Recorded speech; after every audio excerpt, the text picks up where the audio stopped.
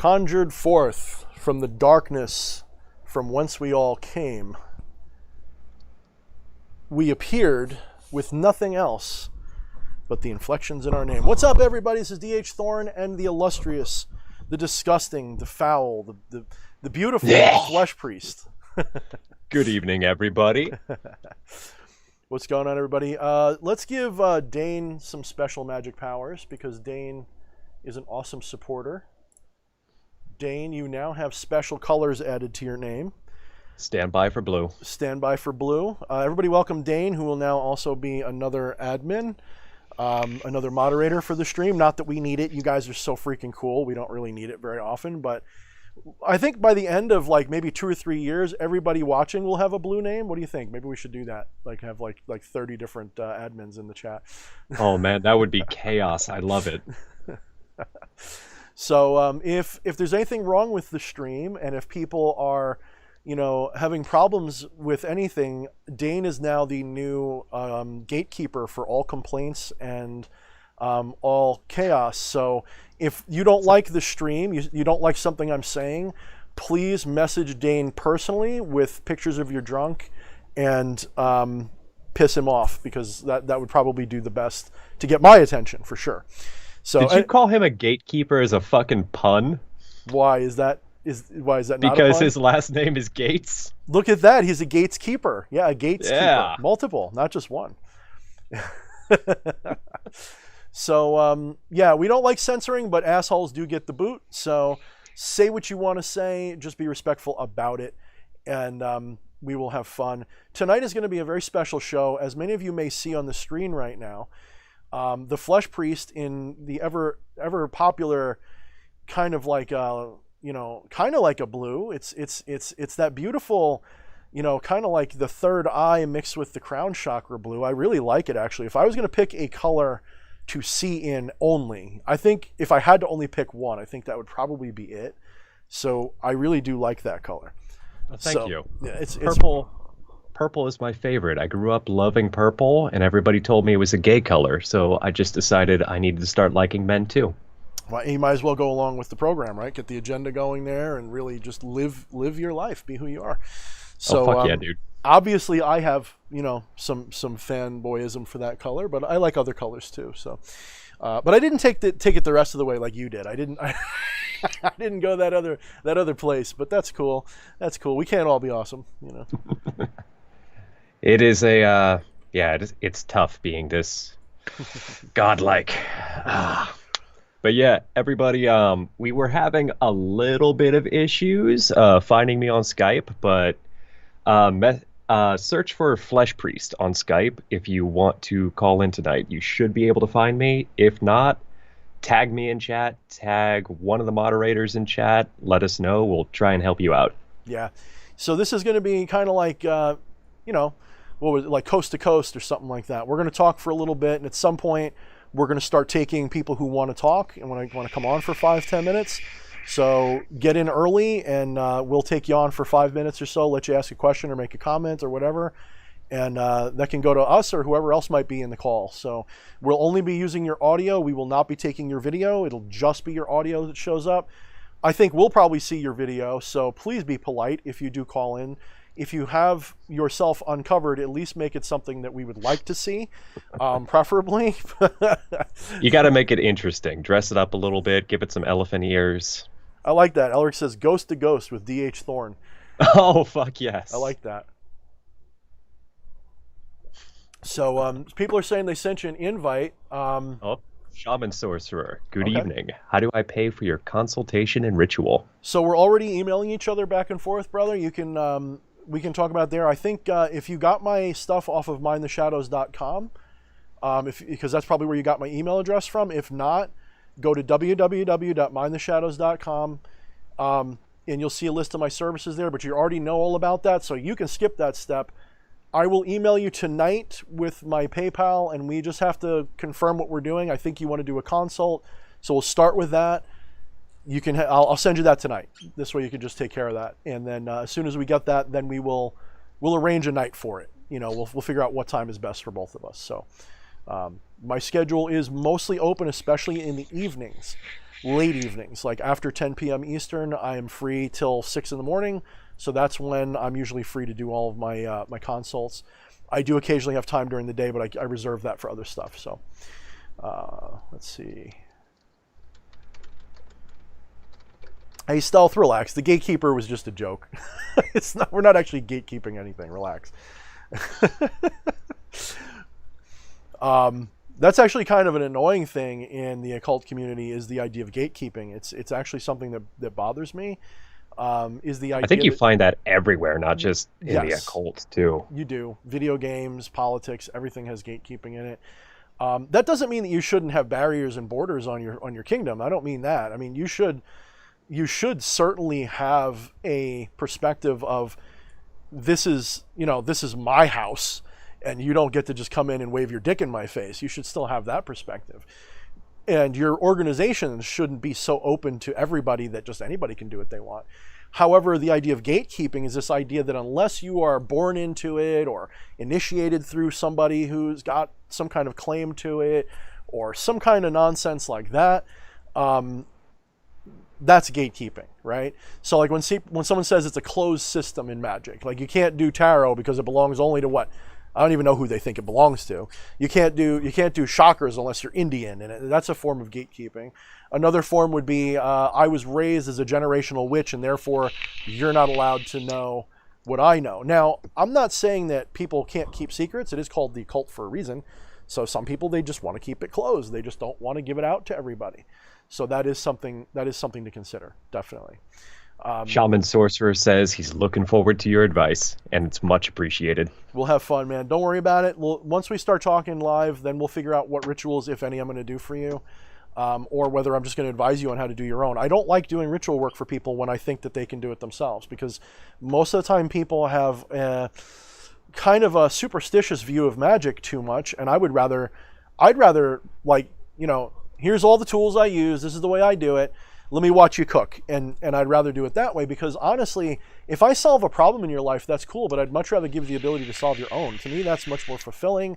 And especially if you're using my mystical ideas, then you're kind of like, you're making those ideas more powerful. So it actually serves me better, if I'm being totally honest, to have you learn to do it for yourself and develop your own ways. That actually serves me more than if you pay me hundreds and hundreds and hundreds of dollars and I'm solving all your issues with magic. And I got to tell you, there's no guarantees with magic. Magic is a mystical tradition. I do get very good results, but there's no guarantees. And anybody who says they can guarantee what they do, hey, if that's what makes you want to go with them, go with them. I'm not looking for your business. I'm looking to do what I do. And some people, it's energy for energy. And some people have paid me with other means besides money. They'll pay me with services, or they'll pay me with insights or something like that. I'm not saying an astral chicken. Or an astral chicken. Exactly. Quite literally an astral chicken. Thank you, JD Temple, by the way, for your astral chicken. And anybody who doesn't know what that means, trust me, I'm not going to tell you. It's pretty awesome. Shaman says you hit the nail on the head. Thank you, Shaman. I appreciate that. All right, so we've got 36 people concurrently watching. So, and we've got quite a few likes already. Let's see if we can share this out and get more people in here, but let's get rolling with the conversation. So do we have any people yet? Not that we're going to pick up on the phone yet, but are we getting any responses yet to the Flesh Priest? Not yet, no. Admittedly, this is the first time we've done this, so have not tested this as much as I would like. So if you guys have messaged me on Skype and I have not responded, then sound off in the live stream chat and I'll try to get it sorted. Yeah, because I couldn't find you either. I don't know what's going on. Maybe it's because you're on some probation or something. I don't know what the story is. Because you created a whole new account for just this, so that this way your personal life doesn't get splashed all across the universe for everybody to see. Not that your Skype is that scary, but this way you don't get hassled while you're trying to talk to your mom or something. Yeah. Keep it a little bit separate. So, plus, I kind of liked the idea of people messaging the Flesh Priest rather than my government name. Mm-hmm. Keep some of the mystery. Keep some of the mystery. So Dia Phoenix says that she messaged you, so I don't know where that is. Dia Phoenix, if he doesn't find it, post your Skype handle so that we can find you, and we'll try to find you. So Okay. Yeah, I don't necessarily want everybody to just publicly post their Skype info, That's a but good point. Let me check one more thing because you might just be trying to share it wrong. If you go, because I'm more used to Skype than you are, by apparently. So if you go to settings, you'll Mhm. see it'll say under profile picture, it'll say Skype name. It'll be live : and then something. That's Okay. usually what you use. So it should be live something. That's what they should be reaching out to. Whole bunch of letters and numbers. I don't So exactly want everybody to copy paste that, but I hate that. I don't like that. Because mine's a personalized one. I don't know why it's doing that. Let me see. yeah, I don't know why that's the thing right Is now, your email but confirmed? Did you go to confirm the email and all that? that is an excellent question. Tech support. We are very professional. We We're have very done this live. before. We're very live. We're doing it You should live. you should talk about something while I get this sorted out. Yeah, Dia. If you haven't already, don't share. We don't want you to get totally BTFO'd with spam. So just give us a Yeah, minute. I mean, if you don't care, then by all means go for it, but I Yeah, don't want you to feel like you have to. yeah. I'm gonna say hi to everybody while we're going through this. Let's see. So, all right. Let's see. I'm at the beginning. We have the end or thet he end or the end or something. He says, "Hello, anybody here?" Yes, we're here now. That must have been right when we were starting. Azamon, what's up, Azamon? I see your comments all the time. Some of them are very good and thoughtful. Thank you very much. Abyssal Craft. Let's see. Yeah, it should be a pretty interesting dynamic. The Flesh Priest is my good friend in real life as well, so it kind of works out. Arachnos, 69 minutes to go. Wow, you guys are here that long? Wow. Enlightened One. Hello, Enlightened One. I love seeing you here. You're here all the time. Thank you for your blessings. Damiante and Furnace, what's up? Jessica McCreary. Aradia Calandri, excuse me, like Mon Calamari from Star Wars. David Morgan, what's up? Stealth Fighter. Let's see. Stealth Fighter calling people dickheads for some reason. I don't know what he's Okay, talking about. I've had one person get through. Let's see. One person to get through? Okay. Yep. Well, one person came through all right. So it works in theory. It works in theory. Jennifer Vatsa, what's up? Nita the Mystic, my good friend. Patchwork, what's up, Patchwork? Patchwork always likes to call in. We'll probably get Patchwork on. Kristen Goals, what's up, Kristen Goals? C. Stoddard with the Ave brother, what's going on? Let's see. So I think I got almost everybody. J.M. Draco, Dane Gates, who's been promoted, Scarlett Bales, aka Morningstar. Wow, I think we got just about everybody. I'm gonna have to scroll down. We're gonna start losing the plot soon. What do we got? What do we got? JD's in the house. What's up, JD? Yo, yo, yo. I said your name. Oh You shit, appeared. there's JD. What's up, JD? JD, next time we do this, we need to get you on. This was your guys' idea. It was. Well, he can call. True. There's nothing stopping him. He can call.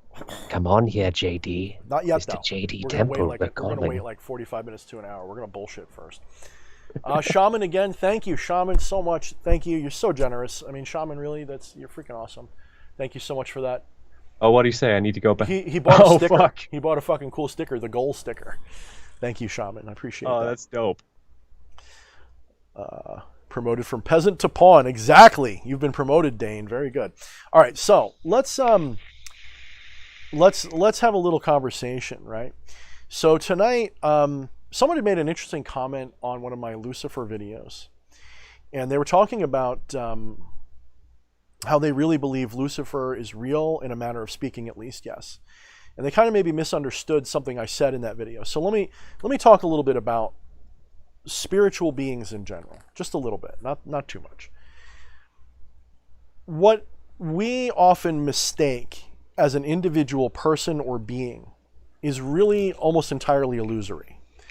Your mind, your body, your soul, all of these things that you identify yourself with are actually ideas. They're actually decisions you've made to centralize your awareness on one thing.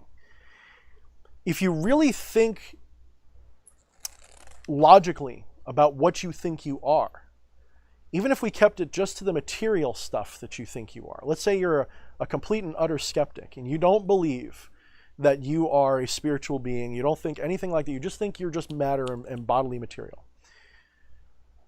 Then you really kind of have to think about the ship of Theseus. You have to think about what makes you a person. Everything that you think you are is a tiny little speck of dust. And that dust flows in and out of this shape that you call a body from the time that you're conceived till long after you are dead. So which one of those pieces are you? And if they stop being inside this boundary that you think of as yourself, do they stop being you? Where do you begin and end? Where exactly do you start and where do you finish? So when you're conceived, your mother and father get together and they do the horizontal mambo. And that sperm interacts with the egg.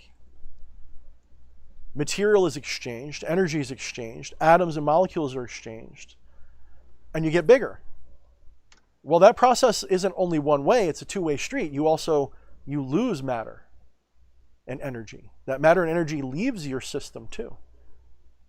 When you take a shit, you're losing millions and billions of red blood cells when you do that, and other things. When you sweat, you're losing millions and billions of other things that are alive, or at least the chemicals that made them alive. When you do anything, when you breathe, you're giving off the carbon dioxide that you inhaled. I mean, that was, as oxygen and then got repurposed into carbon dioxide through your cells work, through your mitochondria.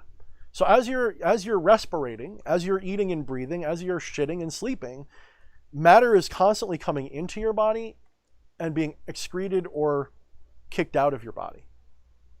So where do you begin and end? Just from that one thought experiment alone,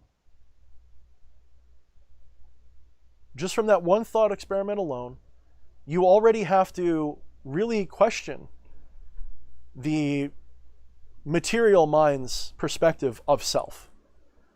Just from that one. If we are taking that analogy and understanding a little further, then we also have to look at our lungs very clearly. And we have to ask ourselves, where does the oxygen come from that we breathe? Isn't it not processed in a plant? So couldn't we say, by extension, that a tree and a blade of grass and a piece of algae floating in the ocean, aren't they part of our lungs, part of our respiratory system? Why do we delineate a barrier here and say that tree is not part of what we are? Why do we do that? Could you live without that tree?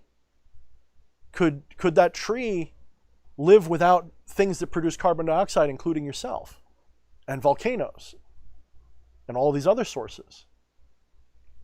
So you're part of a system.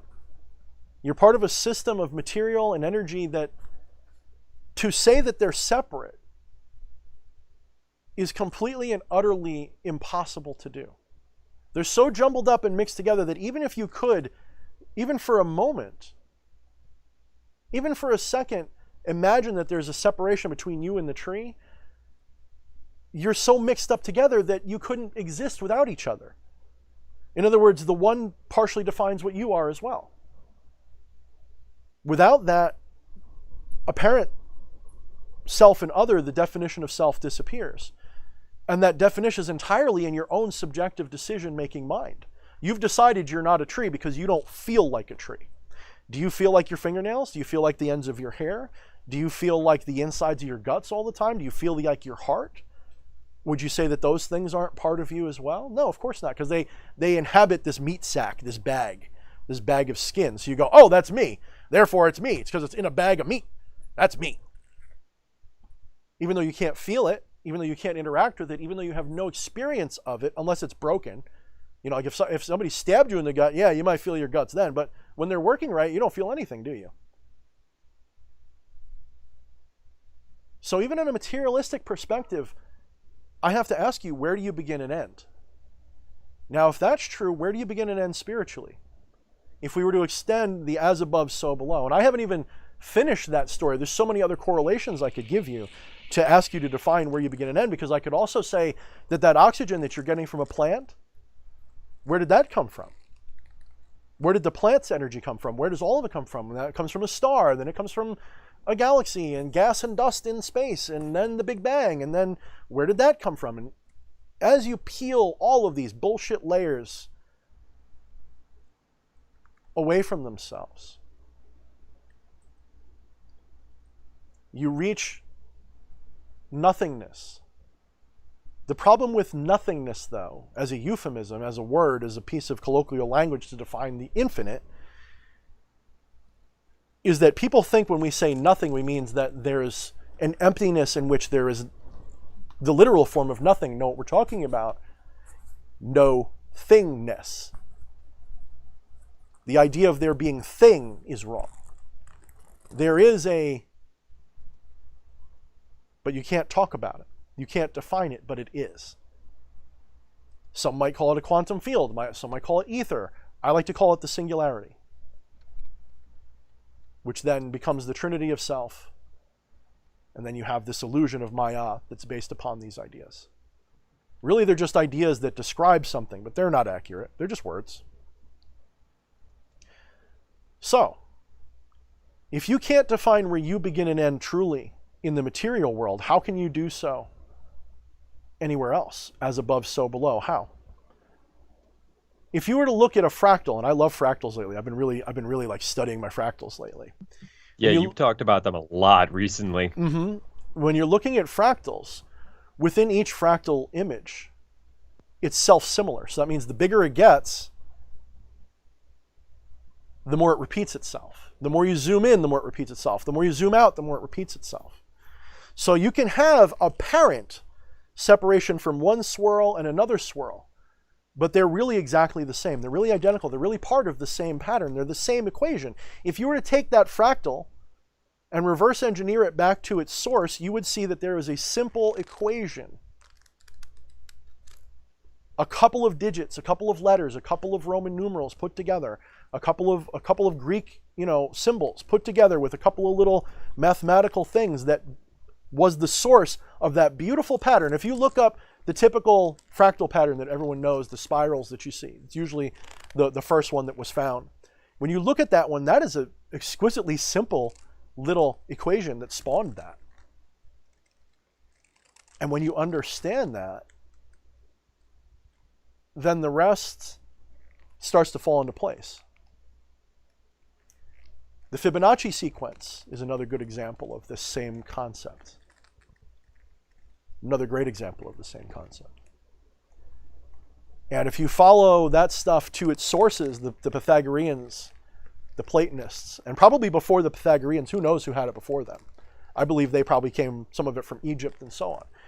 They understood this concept of phi. They understood this numerology. There's a guy that I love on YouTube. He's called Theoria Apophasis. Look him up, check him out. If you got a big brain, you don't mind an arrogant asshole. He acts like one, but he's not. I can tell. This is an act that he puts on because he's used to people hating him. Watch his channel when he starts talking about these subjects, and I'm impressed. The guy knows his shit. He's not making it up. He knows his shit. I don't know if he's correct about his theories of magnetism, but everything else he says, I'm 100% on board. Good channel. Very good channel. I'd have him on, but he doesn't respect what I do. I know that. He would be like, oh, you're one of those crystal rubbing occultist New Agers, aren't you? I said, that's just one of my hobbies, yeah. So Lucifer, one of them bastards. specifically, yeah, one of them bastards. So Lucifer specifically, if we're playing with that as above, so below analogy in question, where do you begin and where does Lucifer begin? Where do you end and where does Lucifer end? What's the differentiation between you and him? Even if we were to accept that Lucifer as an identified being existed in the way you and I do, and we don't exist, by the way. What you think you are is an experience of a story that you're pretending that you are, but that's not what you are. You're not. I'm not D.H. Thorne. I think that's obvious. I have another name. And I'm not that name either. That name is just a different name. And there's a million different names I could go by. Asshole if you don't like me. That's a valid name, I guess, if you don't like me. I've used it a couple times. Yeah, usually in like a nice way though. You're like, oh, you're such a fucking asshole. Oh my God, stop it. Yeah, for real though. So, where do you and Lucifer begin and end? If you and I are the same I, but two different ends of I, where do you and I begin and end? Where does Lucifer begin and end? So we are the same. When someone is invoking a spiritual entity, when someone is working with the spirit, when they're communing with it, when they're getting closer to it, you may have the experience of separation, as if there's a separate being in the room, but isn't it your core goal to become that being? Isn't that what you're trying to do, to be more like Lucifer? What you're really doing is rubbing the dirt off the mirror, is what you're doing. When you call upon Lucifer and you're invoking him, and he gives you wisdom, and you're talking to him, literally talking to him, are you not communing and becoming one in some level? Even if you're not doing that intentionally, Flesh Priest, are you or are you not becoming more and more? I'm not saying exactly the same, but am I not influencing the way you think by talking to me so much? Is it not part of who you are now to be? Oh, I'm not sure if I should say regretfully so or if I embrace it, but yes, I will confirm. In fact, that is the case. So when we interact with anything, we're kind of having that experience of coming together, even when we fight each other and destroy each other. When a wolf eats a lamb, isn't it kind of like the way for the lamb to become a wolf? Isn't that a way for that to happen? When we die, don't we become the earth? When we're born, doesn't the earth become us? When the earth was formed, wasn't that just a cloud of dust that became a planet? Wasn't that a way for an exploded star to become a planet? Isn't the Big Bang just a way for you to be you? So when you're working with Lucifer, it's perfectly fine to say, I had an experience where Lucifer is real. Perfectly fine, because I have that experience with you too. But I also know, not just intellectually, but I've had the experience of gnosis, however you like to pronounce it. Some people would even say gnosis, and they're not entirely wrong. But I think the correct original way of saying it was gnosis. But yeah, like the Gnostics. When you have the actual gnosis of a thing, you know, like someone who's taken psychedelics and had an ego disillusionment moment where for a moment they realized, hey, I'm the universe. I don't exist, but I'm still here. So I've sort of had that moment, and it didn't last forever. I faded away from it, and I still live in this Maya delusion. It's pretty cool. But that means I can create people too, in a way. I know that if I'm thinking about Lucifer strongly enough, I can sort of make a Lucifer avatar appear. And then if I'm really, really good at magic, and I'm really, really good at my beliefs, and I'm really, really good at putting energy into things, I can quite literally create an avatar that's so empowered and real that the consciousness in which that avatar represents will sort of fill it with its own mind. Now, does that mean that that consciousness is separate from mine? No. It may seem that way because you don't know what it's thinking. Some have said Lucifer is just the higher self, or a part of the higher self. And that may be true if we like to think of things in kind of a superstitious way. You know, I think it was EA or somebody was saying recently that there is no higher self. And I agree, it's a bad word, but it's one we have to use so that people who don't get it yet have a context to use. I don't like saying you have a higher self because I see all of it as self. So the idea of there being a higher and lower self is kind of Maybe there's a self that, however, that is more aware. There might be a self that's more aware. And what do I mean by that? Your thumb and your index finger. If you really think about it and imagine it, you can feel each one has a separate experience. If you invoke yourself into your hand, you can do this, as anybody can do. You do this all the time, you just don't realize you're doing it. You can know what your finger and your thumb are feeling separately anytime you want. So your thumb has its own separate identity from its index finger. But they're both part of your hand, and your hand is part of your arm, and your arm's part of you, and you're part of the world and your body. So, Just because your thumb doesn't have the knowledge of the index finger unless they rub together, why shouldn't you, or why do you need to have, as just this person that you think you are, an experience of other as being you? So again, maybe higher self should mean more aware self, more self-aware. Maybe that you that is more aware is like your hand being aware of your fingers.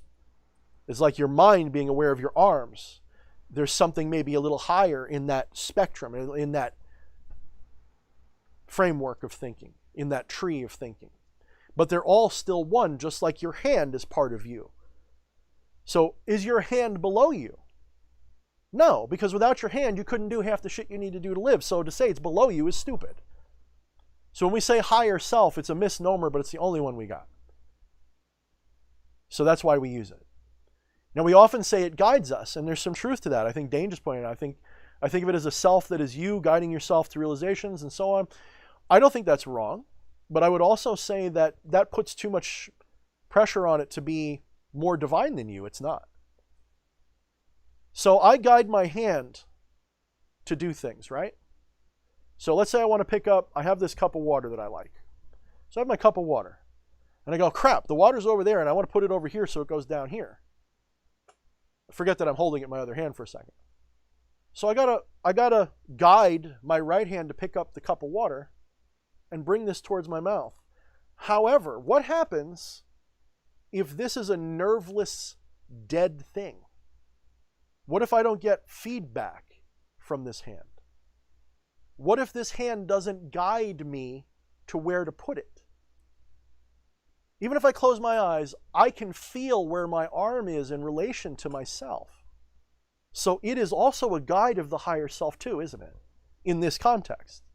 If I reach out and grab that cup and I can't feel it, I got to be really good at guessing to know when I grab the cup and bring it back to my lips, don't I? So if I was doing this with a robotic hand that wasn't really, I couldn't have any control over, like no feedback, how could I reach out and grab the cup? I couldn't. I'd probably knock it out of my hands completely and embarrass the shit out of myself, wouldn't I?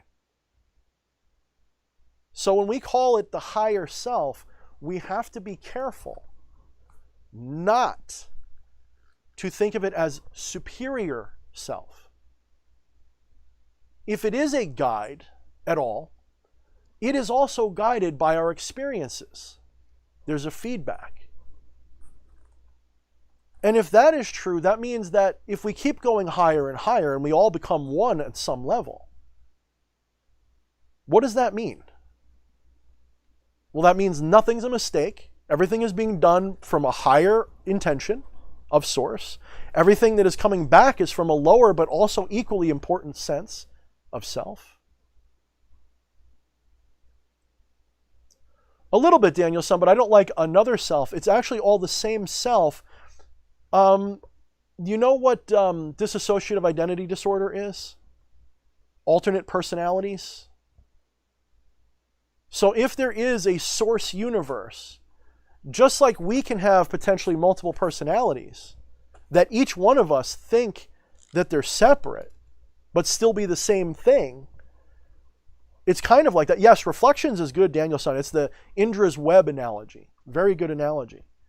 Imagine a web that is infinite, and on each piece of the web is a little drop of dew, and each drop of dew reflects the totality of that web. So, does Lucifer exist? I would argue you don't exist. If you don't exist, Lucifer doesn't exist. But you can still have the experience of existing and of separateness as a delusion. And in so doing, you create Maya, magic, dream, illusion. You create the shadow of the demiurge. Someone asked me today if I believe that Lucifer was the demiurge. I said, no, of course not. Well, no more than you are. You're already the demiurge. If you really knew what was going on in your experience, you'd realize you're your own demiurge. You're the one who creates separateness and illusion and clouds and shadows, blocking the light of your own divinity. So that's a fact. And I like talking about this stuff because and I do harp on it, I think, a lot. Sooner or later, people are going to stop watching me because it's basically the same show over and over again, right? I mean, don't I talk about this every single show? Isn't this pretty much what I always talk about? I think you certainly want to, but it's also the important stuff because this is the basis of which everything else you're talking about. Mm-hmm. Like without this, the rest of it is just it's just a stage without any actors, without any props. Yeah. Yeah. Real quick, since we hit a break, I want to point out Shaman Sorcerer said this is a great chat, very informative, and thank you. And Thank you, also Shaman. Dane Gates earlier sent a little emoji of a fox smiling or something like that. I forgot to get to it. So thank you I both. see. Oh yeah, my little sound check engineer, Miss Camila, says that you're a little quiet. You might want to turn your gain up there. I can't adjust you any higher on here, so you must have turned it down so people wouldn't hear you doing something. But we could hear you. It was just very low. Okay, how is this? That sounds great to me now. Should be fine. Cool. Now. I'll let you know if the sound check girl says no. Eric Coetting, what's up, brother? Fuck yes, I love seeing you here. You know, I'm adopting the freaking Osiris. I just love that so much better. That's so me. The Osiris variant. I love that so much. Eric Coetting, what's up, brother? We're having a call-in show tonight, so same thing to you and JD. Anybody wants to call in tonight and say hi, I will allow you and JD to do video because you guys are just gorgeous. But everybody else, we're just going to do audio, so don't be shy. Don't worry about people seeing you in your underwear. If you want to call in, Patchwork, I know you like calling in. So Patchwork will definitely have you on if you want to call in like you did that one time. We'll talk about things. I know you've been working a little bit with the Shadow people and stuff. That'll be fun. I love hearing about your Necronomicon work. That goes to anybody in the chat. You want to call in? Flesh Priest, tell them how they can reach you. Yeah, you can message me. Search for Flesh Priest on Skype. It appears to be getting through okay, so sound off in the chat. Yep, just call into Skype. That's how you reach me. I have the information right there. I am so sorry about the live ID. You shouldn't have to use that. Just search Flesh Priest and everything will be okay. But yeah, sound off in the chat if you don't get a message from me, because I will message you back if I get something. Yeah.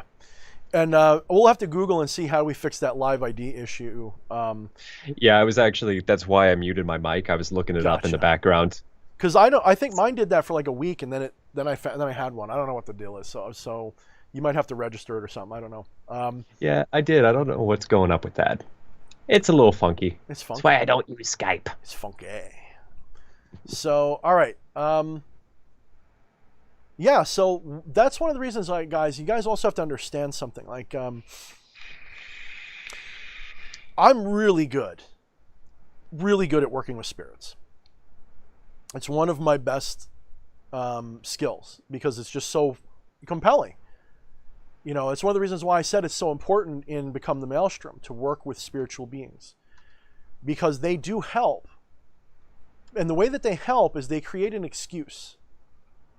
Okay, they create kind of a rationalization for why your reality changes, why things can happen. This is why people have religions with gods and deities in them. It's not to say that they don't exist, because some people get all bent out of shape. There's a lot of theistic people running around that they abandon Christianity and then they twist it right back around and they become Christians again, except now it's Beelzebub and Lucifer instead of Christ and Jesus and Yahweh. They just turn it around. It's the same fucking problem. They haven't learned anything.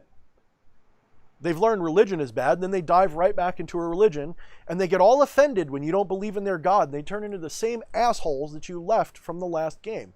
It's the same people, they wear black now, and instead of being black with the little pointy hat, they wear black, and now they wear a Baphomet sigil. It's the same people.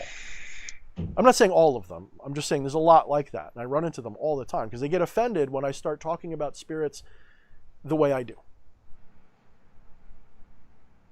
I mean, obviously, my philosophy, my metaphysics comes from East Indian, Hindu, Platonism, obviously.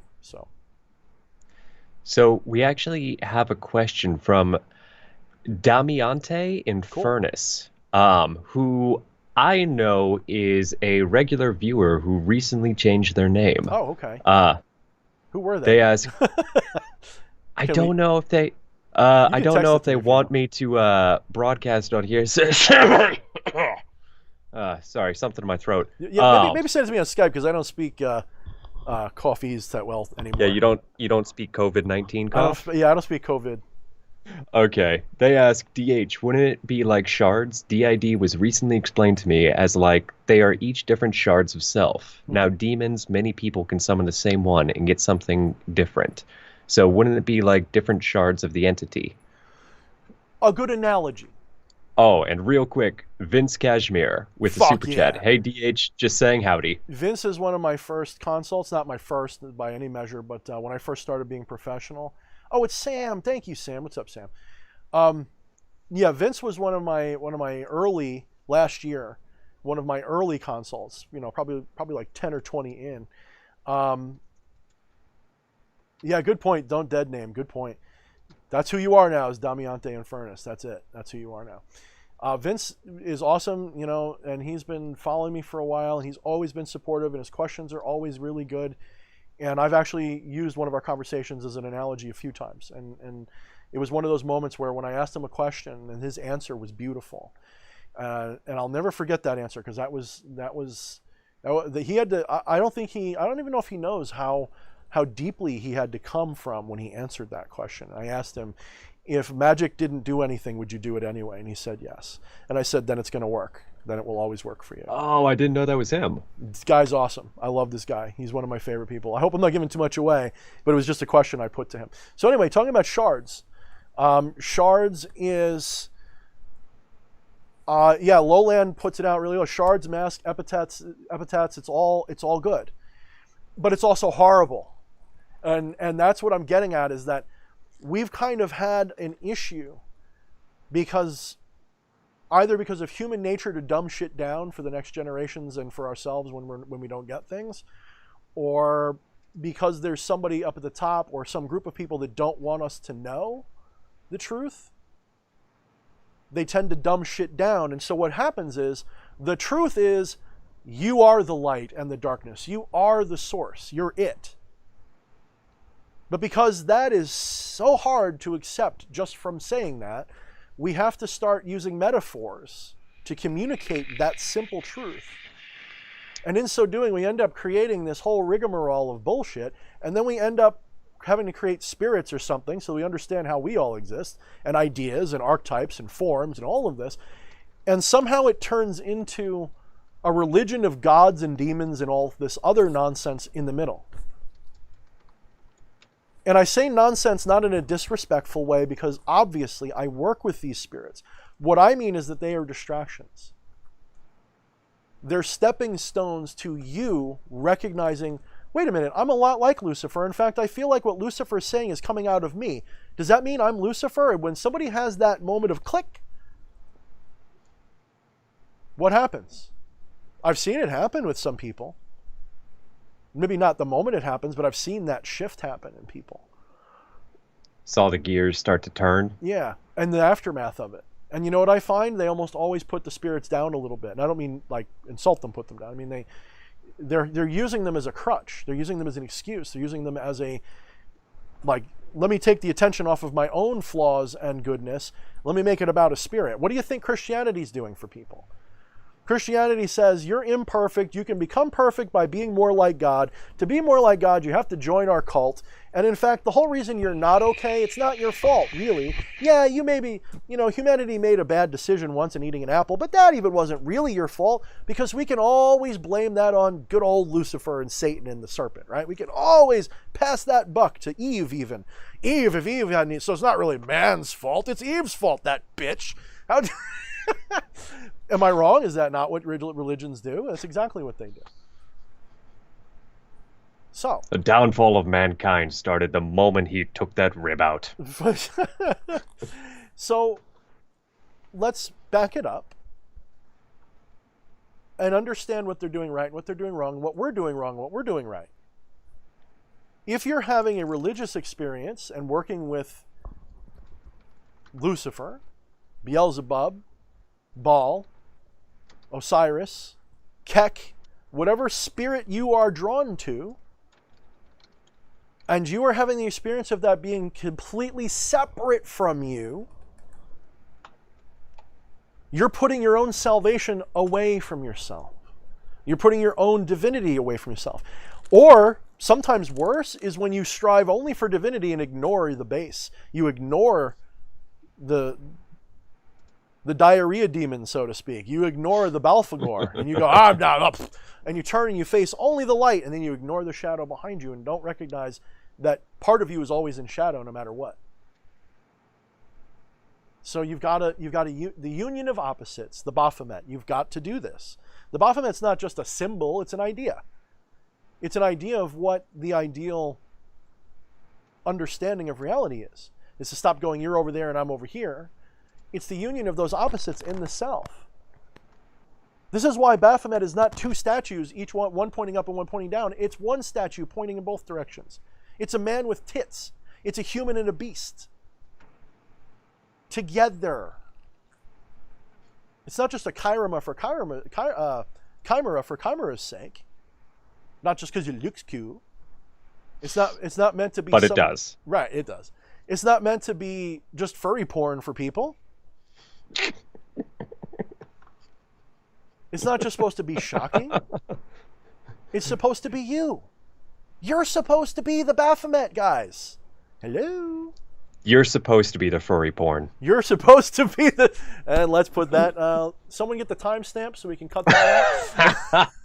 We're getting into the weird part of the stream really early this time. Yeah, usually we wait till hour 2 before we get there. So I know I'm being preachy, guys, but I'm 43 years old. And yeah, I took time off from doing magic as a practice, but I never left it. You know, Orly Stewart did a video the other day, and with that guy Yuri or whatever, the girl Yuri. And whatever you say about that, there was a good point in that. You don't really leave magic no matter what you think you're doing. Once you're really doing it, you're doing it. That's what you are at that point forward. You never stop being that. You may become a skeptic for a while, but that becomes you. You've always been that. Just like you've always been a star. You're just the human emission of a star. Right? That is what you are. That is what you are. Now, just so you guys know, EA Coetting and I have been getting into a lightsaber battle on Instagram. If you guys don't know, I am on Instagram now. I started using it because fuck Facebook. I'm sick and tired of all the fucking arguments and bullshit on Facebook. I'll still use it, but Facebook, I'm just gonna keep using it more as a platform to share my stuff. I'm gonna stop engaging with people and arguing with people and worrying about all the bullshit that goes on there because it's a very toxic environment. Instagram's toxic for a different reason. Off. Meh. Instagram's toxic for a different reason. It's more like a photo gallery where you can be like, look at me, look how beautiful I am. It's full of thoughts and shit, and who cares, whatever. But at least it's about sharing things that you think are beautiful and not fighting about bullshit. So I'm using that a little bit more now. And EA Coetting and I are currently talking on Instagram via lightsaber duel. So if you like lightsabers and you like that pop culture stuff, yeah, we have been doing battle, and it's been quite cool. So I think my wife is getting into the act as well. So I'm not sure how you can find her. I think she's Camilla's random on there, or T Camilla, or Screaming Violet. I think it is the one that she's going by. So you can probably find her on there. She's going to be putting one up if she hasn't already. Her own, she's getting into it as well. Yeah, Diamante says that she saw the response to it. So we're getting into it. I might just join Instagram just to see that. Oh, it's great. It's great. It's fun because like we each do like a line and a couple of swings and like yeah, it's pretty fun. And Eric jumped right on that. Because I know he likes lightsabers. I've seen them in the back of his videos. I'm like, this motherfucker collects lightsabers too. He's cool as shit. So I sent him one. He sent me one back. It's fucking great. So we're having a lot of fun with that. I don't know how long that'll continue, but it is funny. It is worth seeing. So I'll be putting one up tonight or tomorrow myself. So yeah. So how long have we been running? About an hour? Is it? I believe so. Yeah, I've got so many damn screens up right now. Yeah, dude. Just I can see it. Yeah, we've been up for almost about an hour. Yeah. So this is a little bit late, but on the whole whole conversation we were just having, I'm gonna share what I sent to you right after the last stream of fucking all of us just being one. Yes, in fact, I'm going to grab that. Oh no, we're seeing it. We're all seeing it. Can you guys see it on the screen there? That Yep, they should. Yep, that is exactly. Yep. So you had little revelations because you've had some experiences with King Paimon now, and as we were discussing it, you're trying to uncover what that is, and you sort of after that was like you found or made that meme or whatever, and that became what it is, and honestly. If you look around, what I'm saying isn't that miraculous, guys. If you look around, the majority of high-level mages say the same thing. E.A. Quetting said something equivalent. It's one of the reasons why I knew that he was legitimate completely was when he was talking about his experience with Azazel. And if he comes on tonight, if he calls in, he can recount that for us. He reminded me of it last night. And it was one of those moments where I was like, if I took everything else and that was all I knew, that would be all I'd need to know about him to know he wasn't. He touched something. He got something. He got a real answer. That's a real answer. It was so deep and so true. And if he does come on, hopefully we will have that conversation. If not, that's cool. Go on to Bog. Make sure you go to the Becoming Living God. Go to E.A. Quetting's YouTube and look for his videos about Azazel. I don't know which one it was.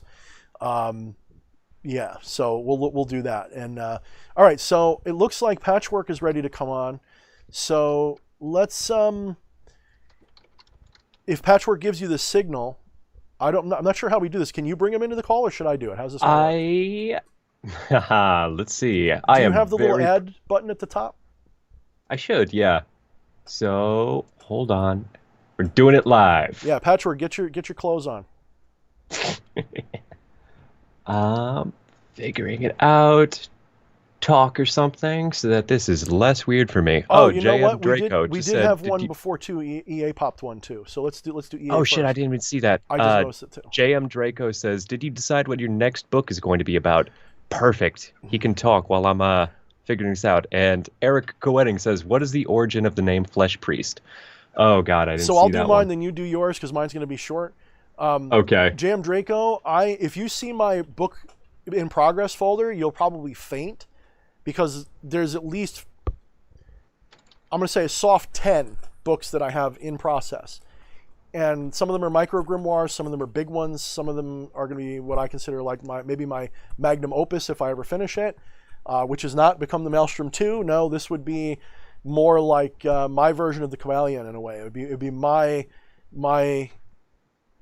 how I understand the universe and how I unlock what I do from a very metaphysical perspective. And it'll probably be a life's work. It probably won't be done.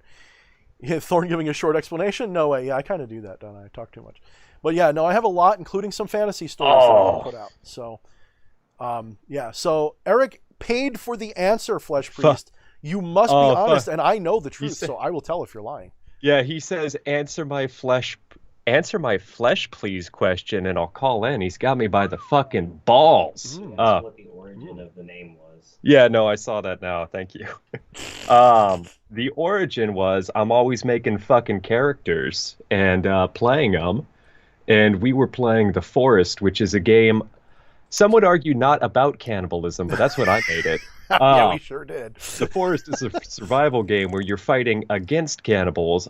I instead decided to be a cannibal for our team. And after many, many late nights, I kind of fucking lost it. And at some point, priest robes came in. Mm-hmm. And I started wearing flesh. And I turned into the flesh priest. And I ate people's skins. And and you did the voice. You got to do the voice, too. Can you do the voice on command? And I did the voice.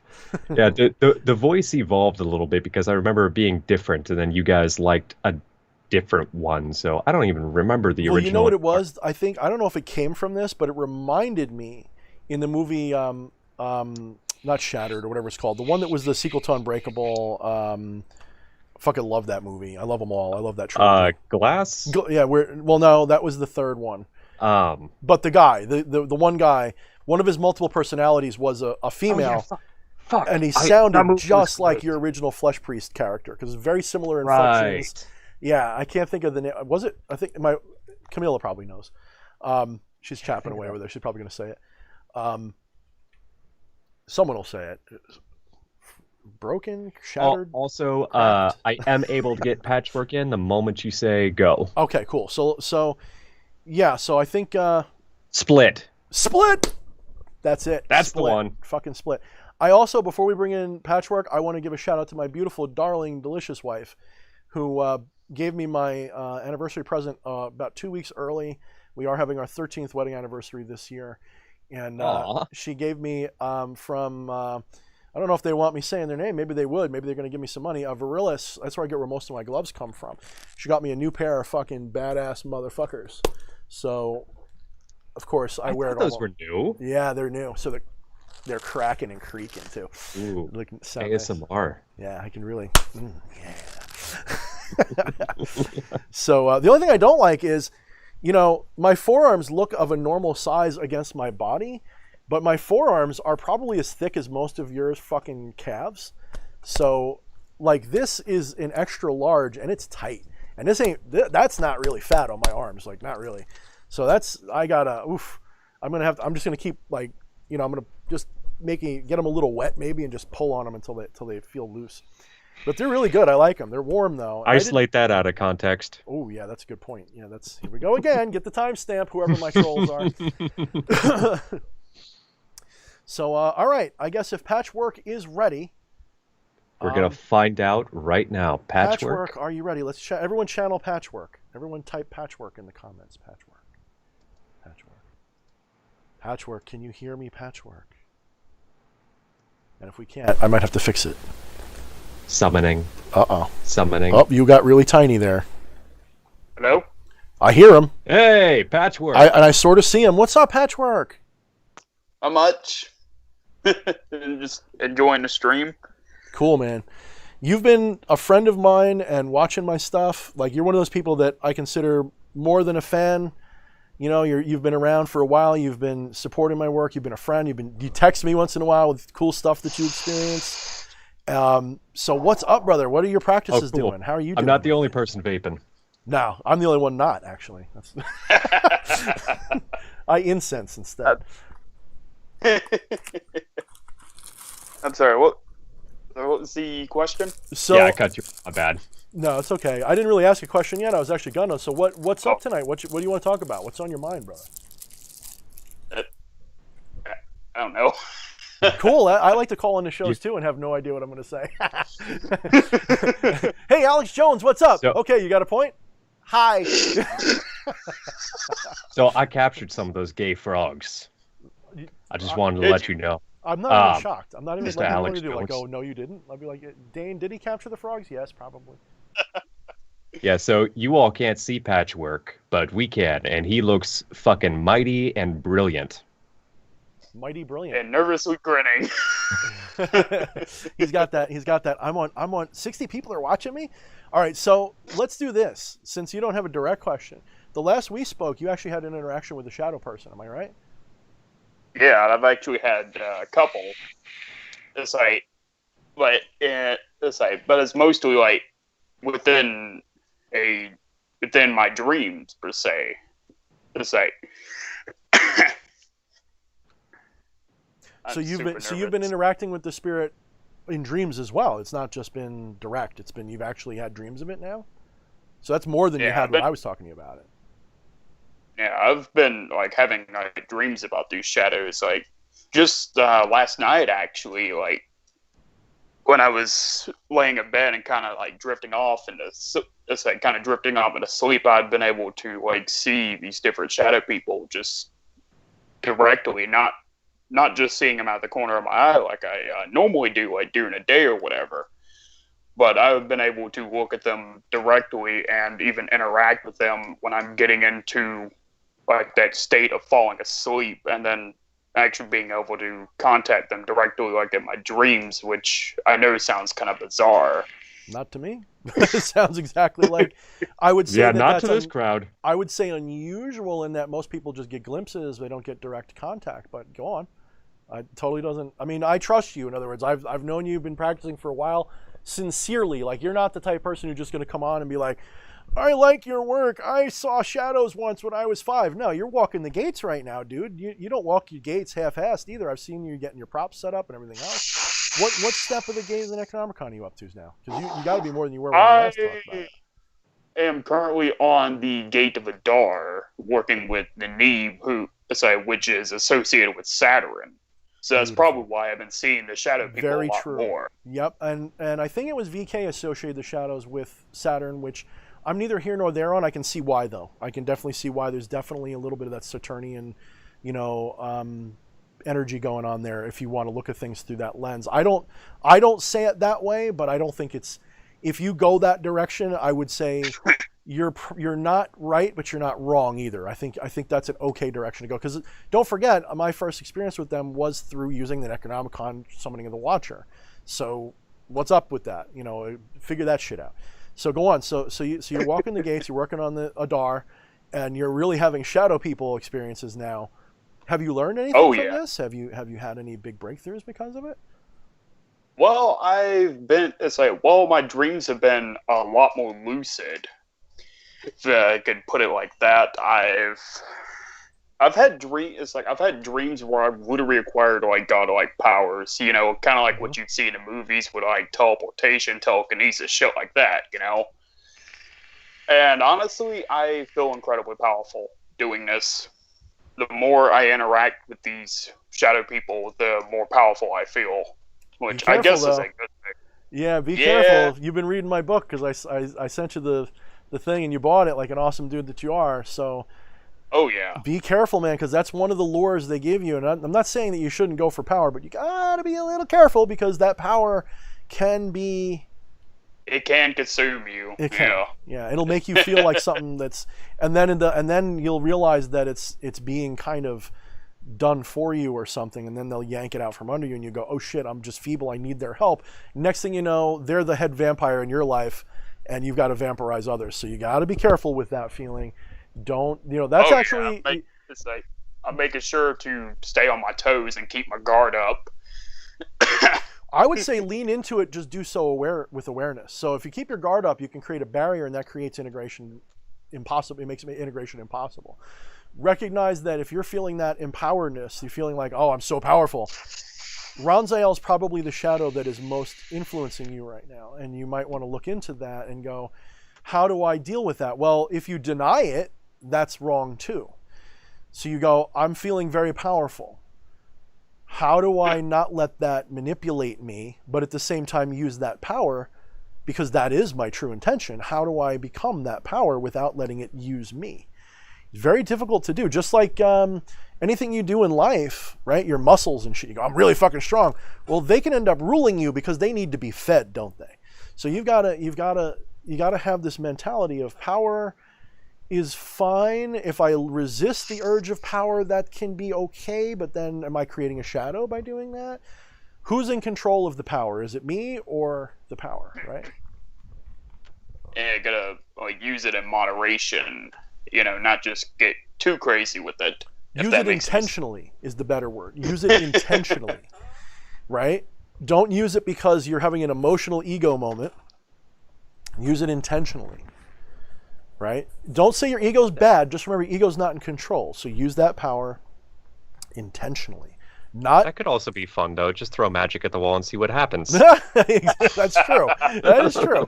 But if you're doing it in a reactionary way, so if you say only use it as necessary, right? What are you doing? What are you doing when you do that? Oh shit! I guess I am using it in a reactionary sort of way then. Right. If I come with that approach. Aren't you then a victim of circumstance yet again? Doesn't that make you want to use your power even more to stop being a victim of circumstance? So you're just going to keep the cycle going. The shadow's going to keep eating you alive. So what do you have to do? So I'm going to let you go with that thought, brother. It was good having you on, my friend. No, go ahead. You can answer the question. It just came. I think it just came to me, and then I fucking lost my train of thought. So just ride those. I'm sure it'll come back. Ride the words I said with intention. Use that power with intention, not as a reaction. And don't even become more aware. That's what I was thinking about. Mm-hmm.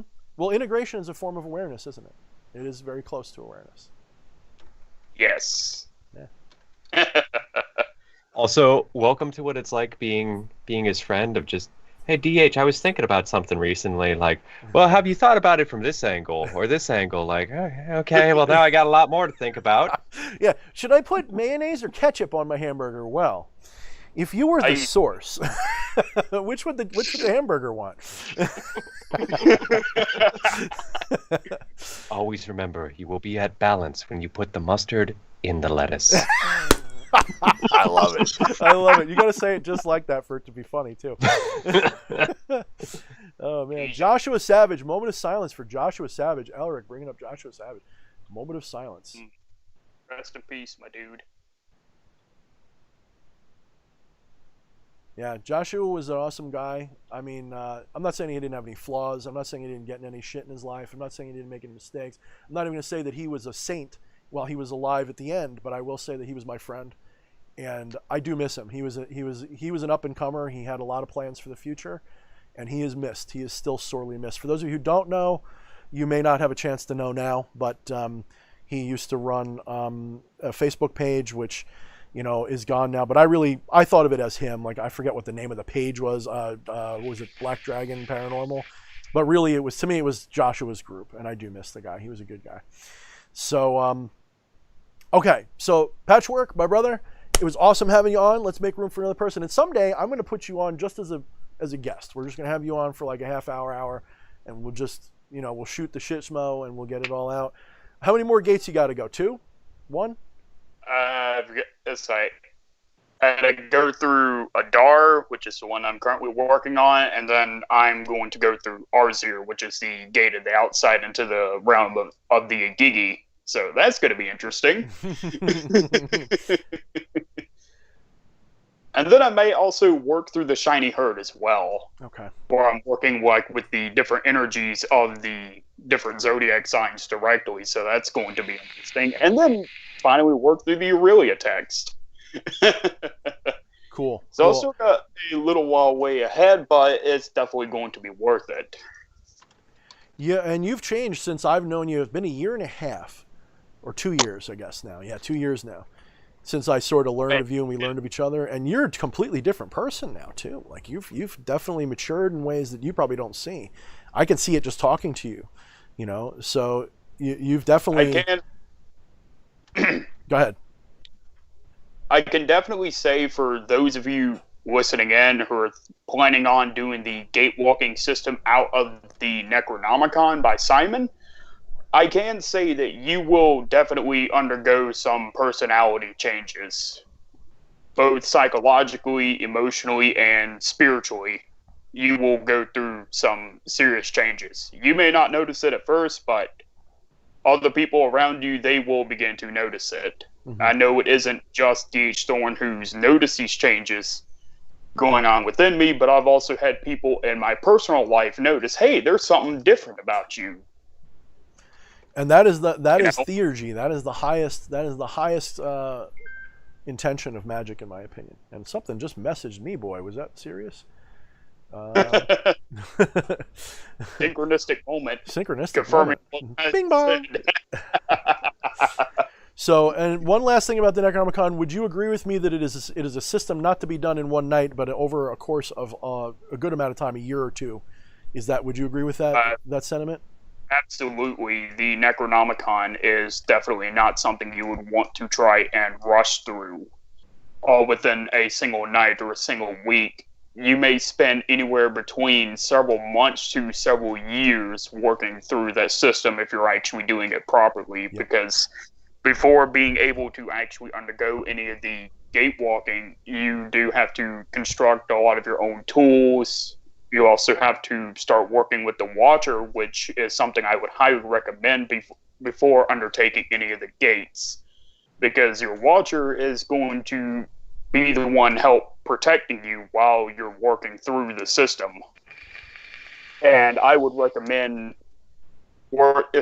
getting to know your Watcher for anywhere between 6 months to a year before attempting any of the gates. Mm-hmm, mm-hmm. I think you're doing it right. I mean, I've seen people, some prominent people, say that they read the book and did all the rituals in one night and had some kind of experience. And hey, you know what? That's what they say. And I have a feeling they just opened the door. They didn't walk all the way through because, man, the little bit that I've experimented with that book changed my life, obviously. So that was when I was 13. So it never ends, man. It never ends. Maybe a step in the door was all they needed. True. Very true. And I can say, and I also say, and I can also say this, say, when you get done with the actual like physical like ceremonial ritual itself, like different pieces of your soul will stay in that gate for a good while afterwards. Mm-hmm. I believe it. It's basically a form of theurgy. You're doing celestial theurgy through a Sumerian current, and you're doing it using a kind of, what's the word I'm looking for? Pop culture leaning style, but it is valid. It's using valid magical systems, valid magical knowledge. Johan is a good friend of mine. He knows some inside baseball, or at least some inside theories on that, and I've had him. We'll say that he's not a new person to my channel, so he's been around a few times too. So anyway, Patchwork, I'm going to let you go because we got other people that want to call in. But brother, don't be a stranger. We'll have, like I said, one of these days I want to put you on front and center or side by side with me and the Flesh Priest or whatever, and we will talk about. I want you to finish your gate walking, finish it, and we'll talk about that complete shift, because someday I might do it too. I might not do, I'm going to quote Army of Darkness. I may not say every single syllable the way it's done in the book, but I'm gonna endeavor to work on it at some point, and hopefully I don't summon the Army of Darkness and destroy my life, right? So. Oh yeah, I would love to come on the show and like talk about my experiences like through walking like each of the gates, because I have a ton of crazy experiences. Oh, hell, fuck yeah. I remember like one of the nights where I was at my altar like meditating when I was still working through the Ishtar gate. I don't know what it was that I'd done, but man, it was like I can feel something just like right there in the room, and I happened to look out of the corner of my eye, and there she was, just standing there in kind of a smoky, like, ghostly form. Yeah, and I'm like, holy shit! Almost jumped right out of my fucking seat. But it was awesome. It was absolutely awesome. All right, brother. I want to hear about this. Let's move on to the next people. Thank you so much, Patchwork. You were my inaugural person a few months ago. We tried it, and it worked. Well, you're also my first one tonight. Thank you, brother. Order of the Trinity for you, bro. Yeah. All right, man. Cool. Fuck yeah. All right, let's get him out of here. You have to get him out of here, dude. Fucking kick him off. Good meeting you, dude. He's like, God. Just God. All right. Okay, so... Oh, whoa, I resized again. Yeah, you're cool. Well, hey. Fuck a diddle do. How do I not let you do that? Well, hey, while you're rearranging my screen, go ahead and just drag our videos to the top, please. Don't have us in center. Sure. Because I'm going to bring the next guy on. Is this person going to monopolize and take over the stream like I do? I've never... I gotta be honest, I've never seen this person before in your chat. I don't think anybody's ever really heard of him. But fuck it, let's get him on. Let's see. No dick pics, right? We'll see.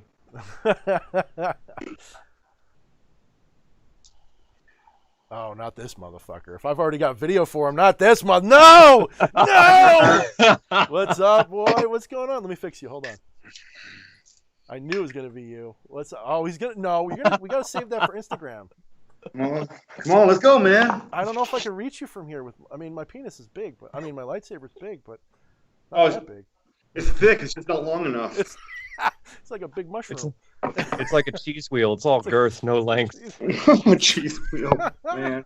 Oh shit. So I guess everybody else, you might as well just hang up. We're gonna be here for a little while. Actually, we'll leave them on. No, we'll leave them on. We'll have the people call in and have you too, brother. That'd be cool if you're all right with it. Yeah.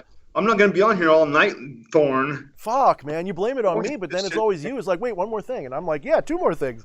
And we just keep going and back and forth. We just... Love you, brother. Thank you for coming on. Guys, I don't know if anybody who knows... Do you guys know who this is? Should I tell you who it is?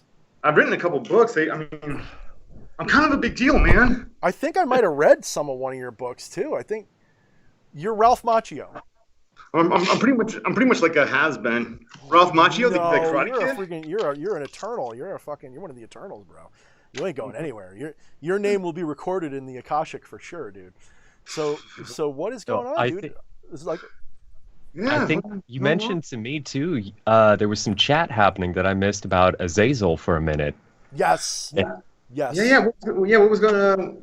Well, remember what you there was some reminded me of questions. yesterday? We were talking last night when we were getting done with whatever, and you were talking about, I was talking about, are spirits real? Are they not? What are they? Blah blah blah blah blah. And I put my spin on it, and the way you said it, that was one of the reasons why you'd had a conversation with Azazel, and you recounted this. You read it out of your journal, that when you call me here, I exist, and then when I'm not, I forget your exact wording, but it was like that was exactly the kind of thing that made me know that you were legit. You weren't just some other superstitious jackass going, and I called the spirit and my room shook and everything. And not to say you didn't have a shaking room ever, because weird shit happens, but you weren't just a superstitious theist, right? You've had had some cool experiences.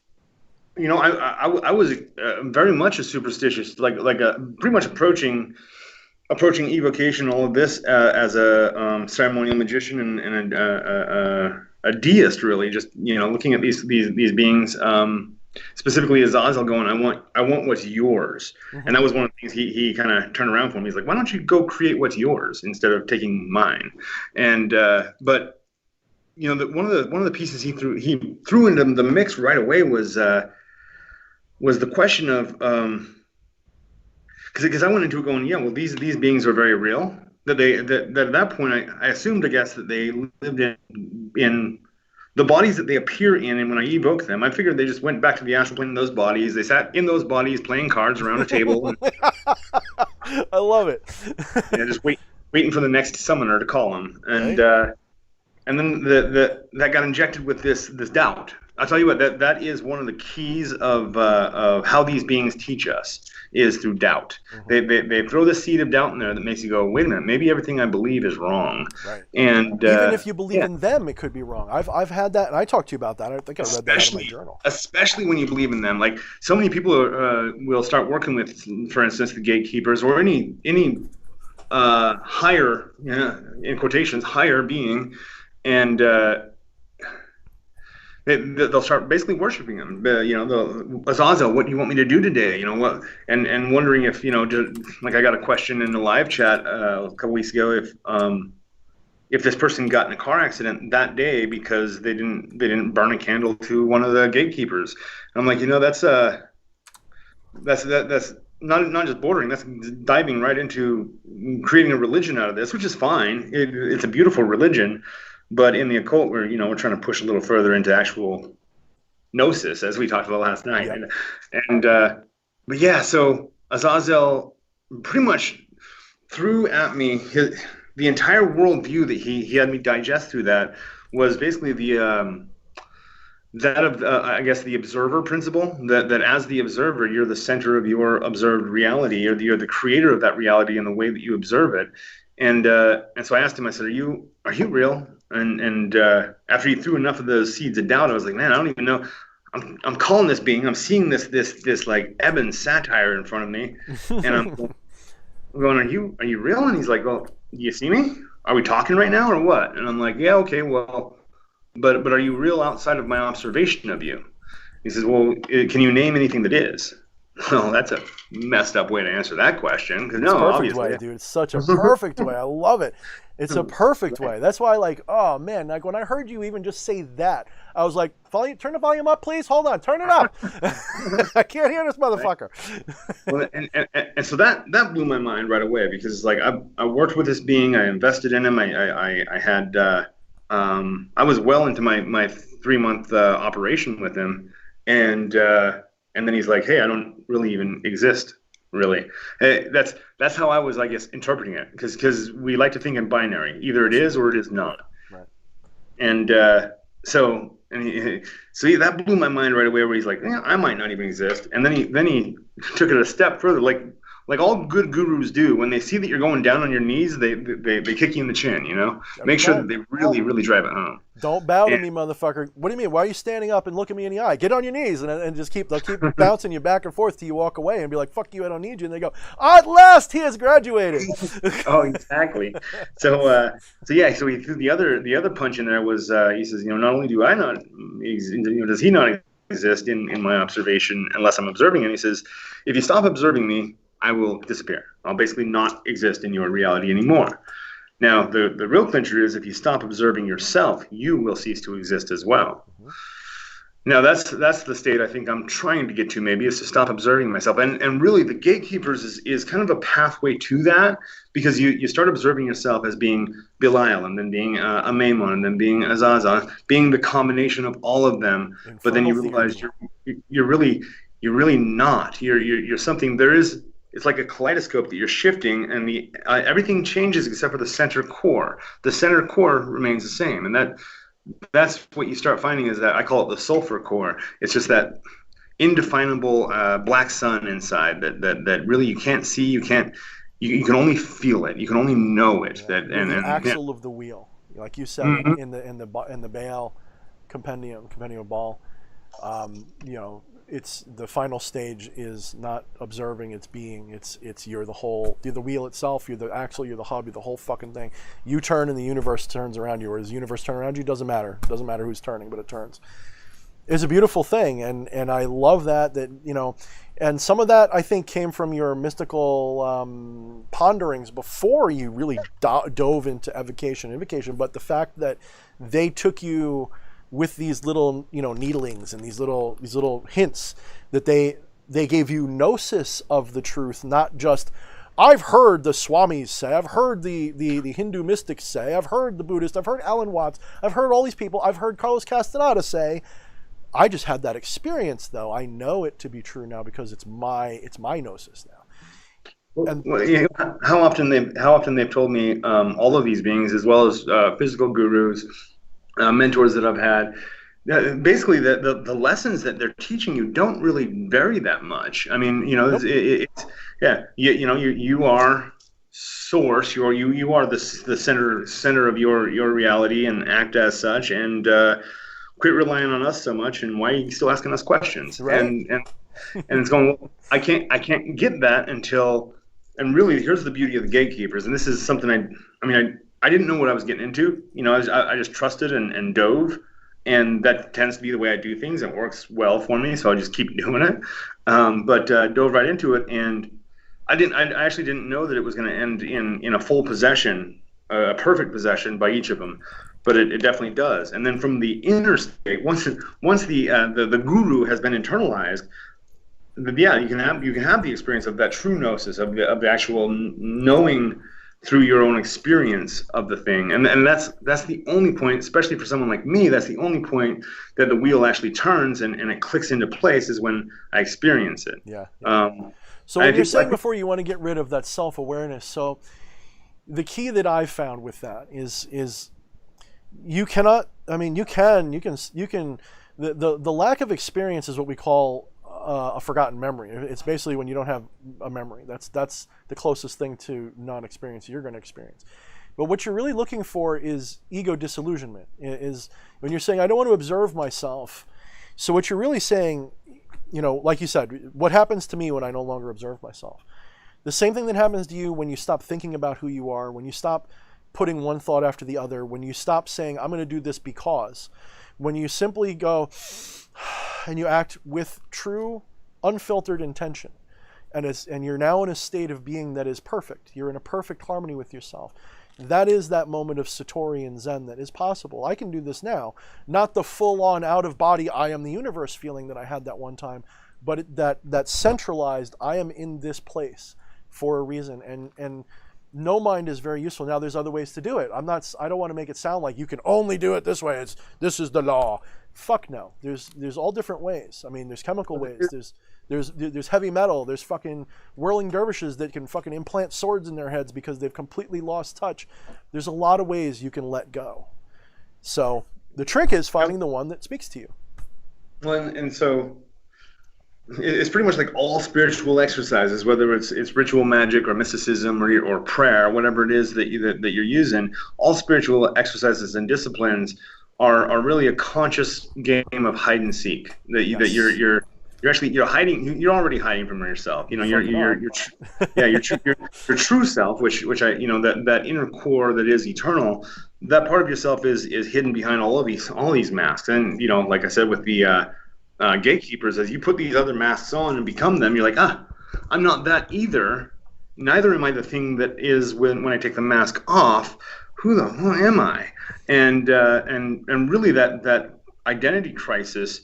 I think for somebody like me, with my background, an identity crisis is to be expected, and it's actually useful, very useful, because we're all kind of in an identity crisis, and it's just a matter of whether or not we want to accept it. But it's a game of hide and seek. You go seeking out yourself, and you find that it's there, and there's no way to really describe it, or you just it's the shabda, it's the lightning flash that hits you, and you go, aha, oh, okay, and then you go back to being not that anymore. Right, and that brings me to my point. 2 points. When we say, who am I really? I say, who the fuck is asking? That's an Alan Watts trick. Who the fuck is asking? So why do you want to know? Why the fuck do you want to know? As it answers itself. Like, who am I? Who's asking? And the other one, when we talk about that returning to normal, key word, normal. What is normal? Well, normal for source is to be what it is, and that's what you are. So people have this idea in their head. They say, who am I? And I say, why do you want, who are you? I mean, who's asking? And then they'll say, well, I really want to know. I say, why do you want to know? And then they'll say, how do I improve? I say, why do you want to improve? What do you think needs to be improved? What do you need? What is this game for? Well, I want to transcend. What do you want to transcend? Why? Well, and if you are what I'm saying you are, you're doing exactly what you want to be doing all the time. You reminded me of that when I was feeling low one night, and I was feeling like shit, and you're like, why are you manifesting this world that's frustrating you? And I went, I'm such an idiot. I have that scrawled all over my temple walls, and so that's what I'm saying. Again, for you, because you get it, but we all slip into that. We're here to forget. We're here to forget so we can remember, and we're going to do this again and again and again, and I think one of my favorite songs, VNV Nation. Oh, fuck yeah, man. You know where I'm going. The Dark Angel, one of the mixes, Azrael, Gabriel, there's all these different mixes of that song. And that song is just the epitome of the reincarnated soul coming back as an angel, as a human, whatever, reincarnated, bang, bang. I'm only here, seeking peace. Oh, I love that song. And it's so perfect in so many ways. So this is why I think every really good guru, and I know we have our thoughts about gurus being both good and bad, because there's a lot of fucking asshole gurus. The only guru exists within you. That's the only real guru. Everybody else is a bullshit artist, including myself. If I ever called myself a guru, remind me what I said. And the gurus that are out there, they are serving as necessary mirrors for those who are needing those mirrors. People, I'll get clients who are like, hey, tell me what to do next, guru, or what's the next step, master? And I'm like, no, don't do that. But I've refrained from correcting them, not because I like it. I'll mention you don't have to say that, but I refrain from that. It's kind of like when someone gives you a tip, and I worked with people, and they would bust their ass for that extra $2 tip. I'm like, you don't realize no matter how hard you work, they're going to pay you the same. They've already decided how much they're going to tip you before you even do it. Most people tip because they want to feel good about themselves. So when they're calling you master or guru, that's not because you're so special. It's because they want to feel like you are special. They want to feel like they're getting it from the source. They want to trust their own intuition, because their intuition has said you're a guru. So I try not to jump on people when they do that. So check out this quest that I've been on, and I'm starting to find some fulfillment in. I've been on it for a long time. I actually I've mentioned it a few times, just a few times early in Become a Living God's lifespan, is that, all of these gods we can see that they are our creations in some way or another, whether that's that we create them as strict egregores, or if we're creating the form that they fill through our unconscious attributions, or whatever, even through the ritual and the ectoplasm, we're shifting towards the triangle. in some way, great or small, we are creating them. Now, with that kind of deflates them. It makes them a little, just like the guru. When you realize that the guru is, until you realize that the guru is imperfect, it's awesome to have that connection, to feel like you're yeah. And so the quest I've been on is the idea that it would be so great to create a God so powerful that I would feel compelled to worship it. And you have failed every time so far, haven't you? There's nothing worth worshiping, is there? I have so far until I caught a glimpse actually working with Asmodee, blog.co/Asmodeus. And working with Asmodee, I came to that lightning flash of seeing myself in the future. If I were to actually start trying, because even now, as I'm putting forth a lot of effort, I'm exhausted today from having spent all day working my ass off. I still recognize I'm not really giving it all I've got, not even close.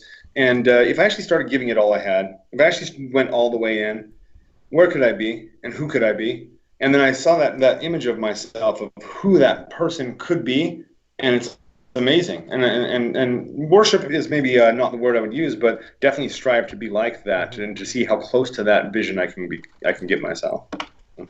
There's nothing wrong with deepening of the egregore, or deepening of the delusion, so long as it's done with intention, right? So long as it's done with self-awareness. Let's bring on a next. Who else do we have? So whoever's going to come on, you're going to get a rare treat. You're going to be talking to everybody. You're going to be talking to me and EA, and I don't know, maybe JD will pop on, and we'll. Fuck it. Let's just call everybody that's anybody in the current occult scheme. Okay, I need you all to do a little summoning with me real quick as we bring on our next guest.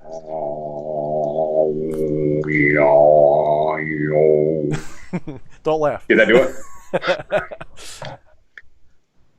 Are we there? So. Hello? Hey, and I'd like you to introduce Ferris Fullsong. Saris Fullsong. There we go.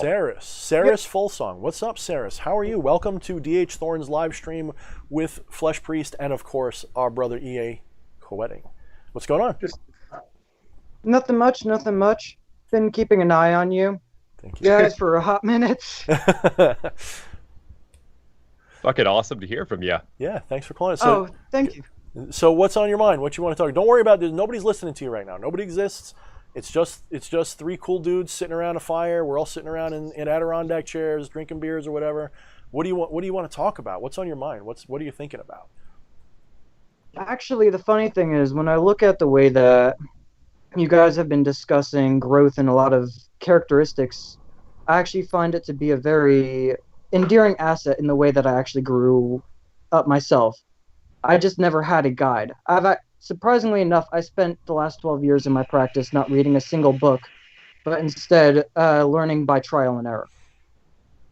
Good. I would actually tell a lot of people, it would put me in the poorhouse real quick, but I'd say you don't need anything I do. Do it yourself. Maybe a little bit of inspiration from time to time. I don't mean that. Like, you can't be an island unto yourself, but you're better off developing your own path. No, wait, I'm going to challenge that, aren't?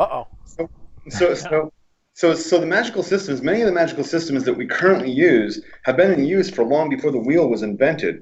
Those systems then have value in and of themselves to be passed on to as we're learning this. There is value in taking those things that are ancient and that are technologies that do work, and really, so you do have to at some point grab that from somebody and import it before you start. Otherwise you're just engaging in probably just imagination, and that you might get hits and misses. It's going to be a long, hard process if you're not learning from the thousands of years of experience before you. It kind of depends on if it kind of depends on if you're a materialistic person or if you're a god. Does a god need to use magic spells, or does a god just go, let there be light, and poof, it happens? You've already done that. You've already created this world. So I think what my point is not to abandon all style. It is to be non-dogmatic in your approach to it. It's to go, these guys saw this one thing and it worked for them. What you're really doing is you're bringing the electrodes of your own divinity together. You're bringing yourself and your divinity together, and Bring them closer and closer together with these things that you're doing until you have a spark and go, holy shit, I don't need any of this shit. Clear the table off. Let me start over with my own style, my own ideas. Let me realize I create already. I'm already the creator. I'm already the demiurge of my reality. So let me clear the table and start. That's kind of what I did with the Trinity of Self. That was step one. And as I progress through magic, do I or do I not talk less and less and less about the Goetia and this and that? That's really cool. Work with it. It's a fun system. I want to work with the Necronomicon again at some point, but I see them as stories. They're toys. They're video games I'm playing, and then the thing I get from them is internal. So you're not wrong so if we're going to challenge each other with that, I'm not saying you're wrong, but I'm also not going to say that I agree entirely that we should adopt. I think the word adopt is dirty. I think the word. So are we putting someone else's power over us when we use Abramelon's magic, when we use the Goetia, when we use Solomonic, when we use the Book of the Dead, or whatever the book we're using? I might have some perspective Sure. on that. Go for it. You're our guest. Speak away. So, magic as a whole is actually, in my opinion, merely a tool. Various applications have been applied by various cultures. As a result, when actually put into application, it's no different than just simple, how can I alter this chakra, or how can I just turn this energy into more fluidness? In a lot of ways, the prospect of magic is, in a way, very similar to the prospect of how inertia would work. If a force is going to go, it's going to go, no matter what you use to apply it. So much as it is anything that wants to stay will stay. Now, that being said, over time, as you said, you become a master, and a lot of it is actually based on awareness as well, which comes into play of how well can you control your mind and keep your delusions at bay as compared to what is reality, and there's a very fine line you walk. So let me cut in with two things. Let me cut in with two things real quick, not to shut you down, because I think you're saying some really important stuff. You spoke about keep your delusions at bay. Well, one of the first delusions, there's two that I was going to bring up because you mentioned both of them. You didn't mention them, but one of them comes up automatically. The first delusion is control. The delusion of control requires the delusion of not being in control. You're already in control. You're already doing everything. So the idea of control is what your ego wants. Your ego says, and there's nothing wrong with your ego. Again, I say it like that, and people go, oh, I got to get rid of my ego. No. Don't get rid of your ego. Just recognize your ego. Ego's your backbone. It protects you in a lot of ways, just as it can hinder you if you're not careful in keeping it balanced with yourself. Your ego is like a backbone. It's an integrative ability to interface with the totality through a limited lens. If you don't have an ego, then you either must have a bigger ego or no ego. If there's no ego, you have no reference point with which to experience this delusion with. So the word Maya is awesome because it means magic, it means dream, it means all of these things. That's why I use it so much. It's such a perfect word for what I'm talking about. But part of that Maya, part of that delusion is not just control, that's one of them. Control or lack of control also implies time, and time is also an illusion. Time is a thing we create for ourselves so that we can experience in this limited scale. So even inertia it's an idea based upon a movement from one experience to another. We expect that those experiences will follow a rational causal line, but the problem is you can line them up however you want. They're always going to seem rational because where you are right now can always be explained by before, but that doesn't mean that's what caused right now. You know what I'm saying? I might be talking too fast. Oh, no. Yeah. In fact, actually, you're talking perfectly fine. Okay, good. Throughout my time, I've always been misunderstood for the fact that I've always figured out how to do things most people had a hard time comprehending. Mm-hmm. And words fail. You start growing up. Yeah. You grow up. Like, growing up, the best way I can describe it is you just know you're the oddball. There's no way of saying it nicely. You just know you're the oddball. And as you learn that the rift starts slowly forming, separating you from people more and more. And ultimately, eventually one day it comes to the point where you start asking yourself one question: what am I? Not who am I, but what am I? Because in a way, as you said before, you are merely that which you are. So my favorite saying has been, for quite a while, I am me, nothing more, nothing less. That's why I Now- like Tat Famasi. That's one of the reasons why I like that saying, because it kind of says the same thing. That thou, thou art that thou art. And it kind of leaves it at that. Like, you don't need to, like, how much further do we have to go, right? You are that. And yeah, keep going. Exactly. Now, growing up, after we'll say about 13 or so, you awaken and you start seeing, oh, cool, there's something called magic. I get to go out there. I get to change the world. And that hype generally ends after about the first year or two when you're like, it's much simpler than this. Yeah. It kind of becomes internal, doesn't it? You go from, I can get a job with magic, I can do this and that, till eventually you go, can I see the truth? Can I see what really is? It becomes like self-help, but then it transcends that again, stops being about self-help. It starts becoming about something much higher that's indescribable. It becomes like yoga does. What does yoga do? It puts you in alignment with what you are, right? It puts you in alignment, depending upon which version you practice. You have an alignment it's union between all different aspects of yourself. So what ends up happening, eventually you stop playing with the toys and you just recognize you are the toys, you're the whole game. And then you just have fun with it. You just have fun with it, yeah. Now, the next part that came after that is probably the part that, in a way that you gents would probably understand quite clearly. I had, when you look at the abyss long enough, it stares back. Mm-hmm. You stare back at yourself. But that's just exactly. Yeah. Now, in that experience, I did the one thing that I surprised myself with, and that was, instead of letting the abyss pull me in, I just straight up jumped. I didn't know what was coming. I didn't let my own fears guide me. What I let happen was everything could have gone wrong. I let it go wrong. In a way, I learned that the abyss, and it was like a whisper, it said, pain is growth. If it hurts or feels uncomfortable, it's a lesson you have not learned yet. Because the ego doesn't like things to change that it doesn't feel like it has control over. And it causes suffering, which is not pain, but it's because pain is separate from suffering. You can experience pain and be like, ha, that's awesome. You can have the stoic attitude of, I love it, I fucking love it, do it some more, hit me again, bitch, and it doesn't hurt anymore. But suffering is something else, isn't it? Suffering is something different. Suffering is it's a delusion in the negative sense rather than the positive sense. Like, we can have a positive delusion. I can be like, wow, such and so really loves me, and you're in utter bliss while you're having that, and then you find out the truth, and that shit hurts. And you find your delusion is scattered, and that's when it suffers, isn't it? To interject, pain is a stimulant. It stimulates us to change or to grow or whatever. Suffering is really the result of trying to avoid pain.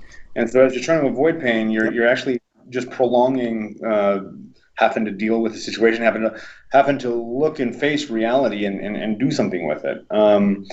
And so that does cause suffering, because there's the internal thing that's the pain is actually telling you that you're not where you need to be, or where you not need to be. Let's change that, because everything being perfect, it is what it is. But you're not where you would like to be. You're not having the experience that you would prefer to have. An ego would prefer to have, yeah. Right, yeah. Because soul doesn't starve. Soul doesn't worry about anything. Everything is perfect. Actually, that's all of my bouts of homelessness have always been because I just stopped caring, because I entered soul too much. The ego wasn't there enough to tell me that you don't want to be a filthy bum eating out of a trash can. But soul doesn't care. Soul doesn't know that that's wrong or not desirable. Well, because you can be imbalanced in either direction. That's kind of the point of my Trinity of Self, logo thing is, logos, is that most people, most of us, even you and I, most of the time, we lean into the material side of awareness way more than we lean into spirit. Other times, though, we can go too far the other way. We can become imbalanced the other direction and be like, yeah, this doesn't even matter at all. In fact, cut my head off, I don't care. Is that really a fully invoked experience of godhood? No, of course not. You're delusional there too. The proper is to be breathing in and out of both nostrils at the same time, to see equally out of both eyes. Sure, one may be a hollow eye. It's like Odin, and you're seeing spirit on one side, but you bring them together and they become one. The Baphomet once again becomes united, right?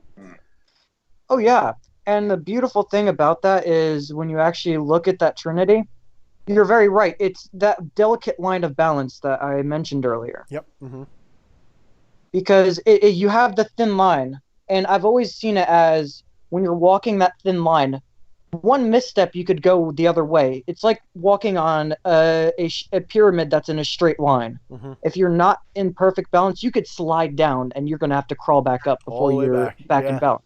And that happens to me. Like you guys may have seen, like I've been really, and I'm not saying this like with regret, because some people think like I'm like, oh, I wish I'd never done that. No, because of the bullshit going on in the world, and it is bullshit. It's all 99.9% bullshit between the coof and the fucking politics, and they're trying to make us all crazy and divided. So what happens to me, because I'm into those subjects too, because I'm a nerd and I like to study and get involved in everything, I'm watching this stuff and I'm like, fuck, this is coming to my door. I don't want to deal with this. I'm happy. And my ego takes over and I go, I don't want to live in this world. I want to change it again.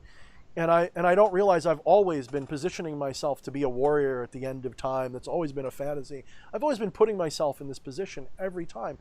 And I get distressed about it, right? And I start getting too grounded out. And we actually do like a pendulum. We actually, perfect balance isn't static either. Perfect balance is a thing that's swinging around like crazy. It's the fractal that It's goes constantly moving. Constantly moving. So you do have to slide off of each side.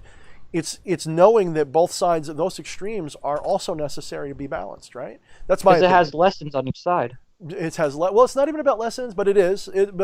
When we think about lessons, we think about improvement, and then we forget that everything's perfect. So what is it really? What are lessons? Let's play with that thought for a minute. What are lessons? Did you know that the reason you laugh at a joke, it's actually a childish behavior, because a part of your inner mind is learning something new. It's something unexpected. We giggle when we don't expect something, so we laugh when we don't expect something. We're learning something. So if I tell you a really good joke, it means you didn't predict the punchline, or you did a little bit, but then it was confirmed for you in a way that made it tickle. Learning new things. Whenever I've had really big breakthroughs, I either laugh or cry hysterically with like a laughing joy. It's a great experience. I love it.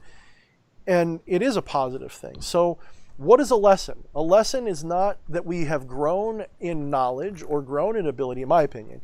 A lesson is rather the manifestation of that giggle bliss that we're looking for. That's the only way we can get that. So just to chop that, just saying. So go ahead. Oh, you're good. That's actually, you make a very valid point there. It's not all about power. In fact, actually, one of my least favorite words is power. Mm-hmm. In fact, my favorite word to use is will. Mm-hmm. Magic, if you want to call it magic, is about the use of will. Your will bringing what you want into the world. Bringing what you want, whether it be that success or even just manifesting any entity as it is.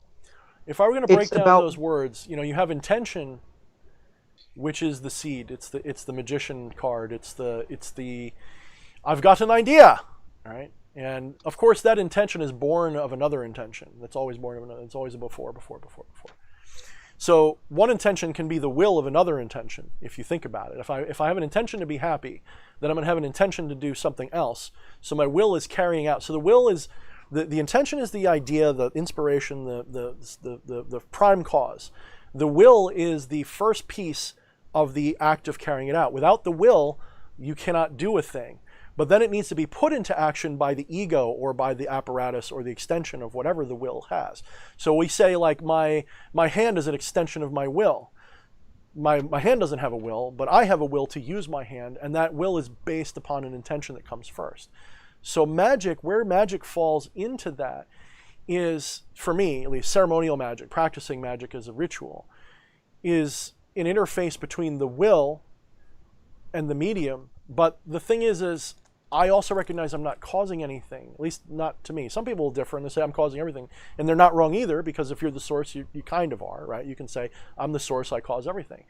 But I recognize that everything's already done, and my will is rather a choice about what to experience next, not what to cause next.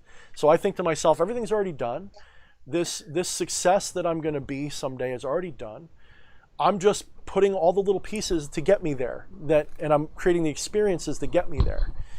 Magic is a piece of that, because it takes the rational doubt out of my mind of going, hey, it'd be impossible for a guy like you to be rich someday working at a tree and shrub nursery, wouldn't it? And I go, yeah, I could never do that. What if you got back into magic and manifested it? Fuck yeah, let's try that. Why the fuck not? Holy shit, it's working. If it's a little crazy, live a little crazy. You got it. You got it, exactly. You have to be a little crazy, right? Yeah, so, I mean, aren't we? You have to break in order to grow. That's true. You have to. Yeah. so let me take this to crazy land since we're there. Hold on, let me get my buckles on. The rabbit hole, you mean?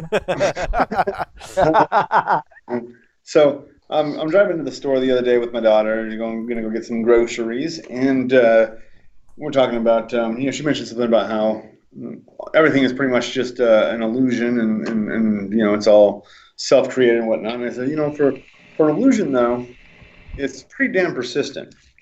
And she says, she goes, yeah, you're right. I know that when I go to sleep, I'm going to wake up in the same place.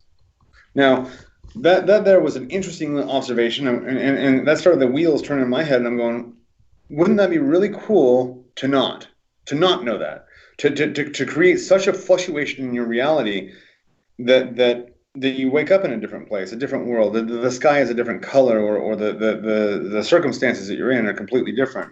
When we're talking about magic and being able to push things to extremes, that would be a really cool extreme. That'd be novel for sure.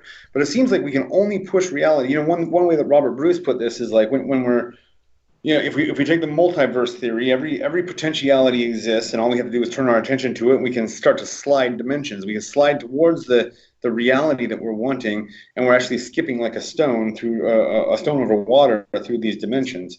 And so it's not that we've changed reality, we've shifted into a reality that better suits our will. But it seems like that can only be nudged a little bit at a time. That, to nudge that suddenly, maybe it just causes too much dissonance or something. But yeah. That's why I say in Become the Maelstrom, life is a dream. Everything's a dream. And all dreams can be lucid, but what always happens when you become too lucid, you wake up and your dream stops and you go, fuck, the dream will shift immediately to make sense out of the bullshit you're experiencing. So if you right now were to just take up and start floating out of that chair and go, city, you're real, I can really fly, this is awesome, it's not bullshit, I'm right? So you'd have that experience and you'd believe it, and we'd all be like, what's the matter, why is he drooling? Like, we wouldn't know what the fuck was going on. You'd be floating up out of your chair, and then your reality would go, oh fuck, I must be dreaming, because there's no way I could just take off and fly. An experience to the opposite of that. At least 2 or 3 times in my life, I've been in meditation sessions, and I've had people.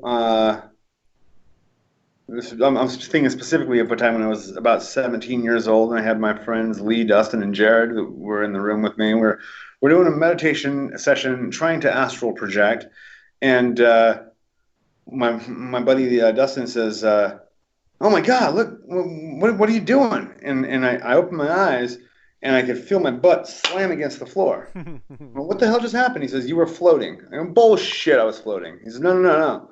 You were like 6 inches at least off of the ground." Well, what the fuck am I to make of that? I open my eyes. As soon as I become conscious of it, boom, I hit the ground. Just like if I'm outside, almost every time without fail, if I go outside and I enter into any kind of meditative state, the wind starts blowing until I go, I'm creating that. As soon as I have that I'm creating that thought, it stops. It stops instantly. So there is that. It almost seems like a self-sabotage of the ego, trying to trap us in our limitedness. Actually, it's a theory I actually had that I've been working on recently. It's called Schrodinger's witness theory that I've been thinking of. If you look at the effect of Schrodinger's cat, where it's neither dead nor alive till it's witnessed, the same could be applied to manifestation. If it is never witnessed, it will keep going until it is witnessed. Mm-hmm.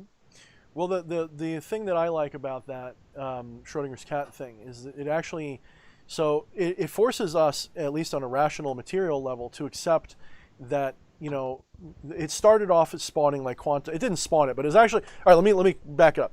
We had quantum theory, okay, and Schrodinger didn't like it, so he invented this idea that would create a paradox where it shouldn't really work. It's laughable to think that the cat is both alive and dead at the same time. And as people pondered it, they said, wait a minute, that is what it means, doesn't it? And so they started playing with everything, and they said, Well, what if that means that by observing something, we collapse a waveform and we bring a new universe into being or a new event into being? And they're like, yeah, that's great, but then it violates conservation of energy. You're literally creating a universe every moment. That doesn't work. Where does that energy come from? Is it coming from somewhere? And then how come it's structured the way it is? And blah, blah, blah, blah. So they have all these problems. And then one of the final solutions was, what if there's an infinite number of universes and it's not the universe that's changing at all? What if there is no such thing as change? It's all happening at once. The cat is both alive and dead in two different universes. It is we in our experience that become entangled with one experience or another. And what does that mean? Our consciousness becomes entangled with one experience or another. Why that happens, that's an esoteric metaphysical question which they can't answer. That's why they have a problem with it. Some scientists don't. They're willing to accept that that's possible. Others go, no, that's not mechanical enough. That can't be what's going on. Because they don't like the idea. May I offer a suggestion on that? Sure. So there's a technique I developed a while back, and it's called faceting the mind. Basically, you take the fractures of your being in a deep meditative state and imagine it like a glass sphere, okay? And then you shatter it, but you still keep a core link between every fracture of that glass, okay? Now, each facet is still part of you, but is now independent of the other. And then you send it out like a seed into the universe. The energy would actually make it grow by itself because it is a new seed. But with it still being whole, with it connected to that core, it leaves a very whole sense of being. That's basically what the source has done, lives. isn't it?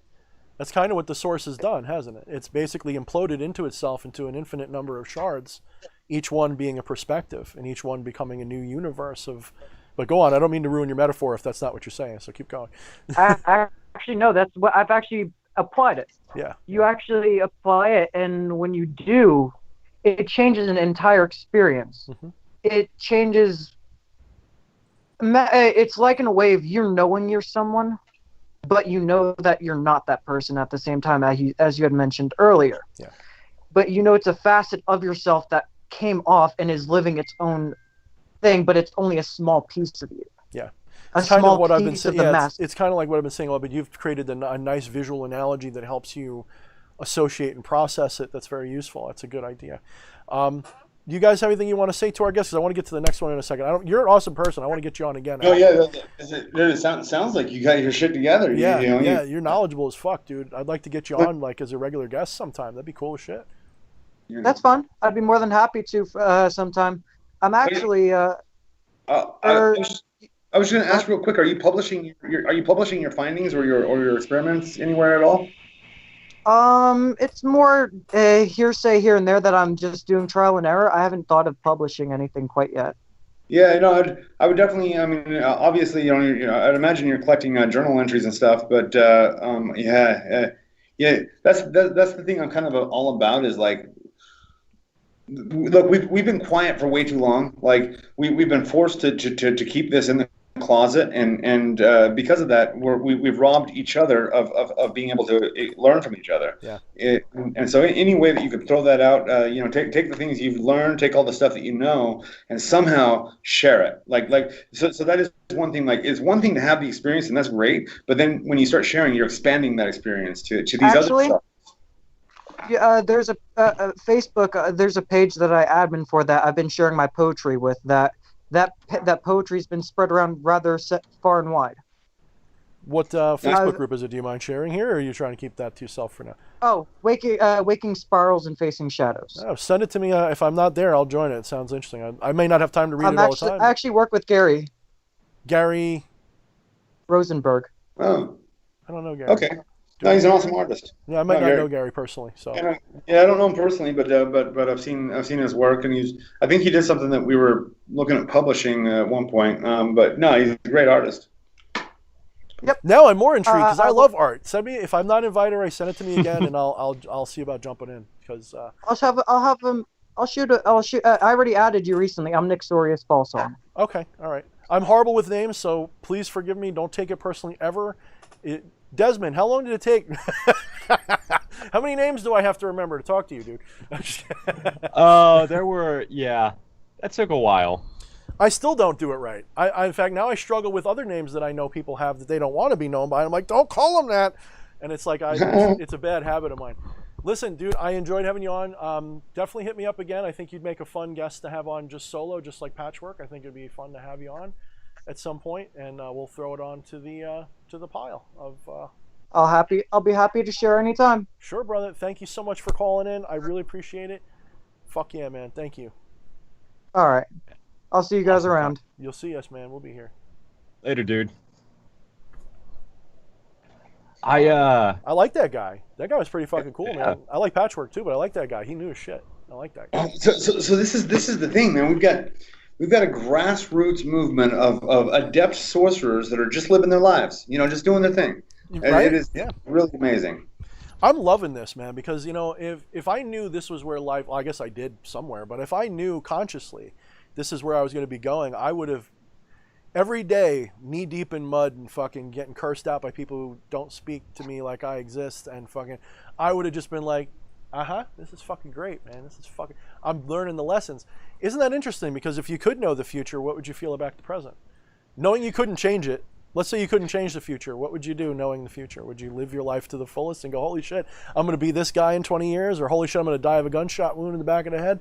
How would you live your life? It's a fun question. Oh, dude.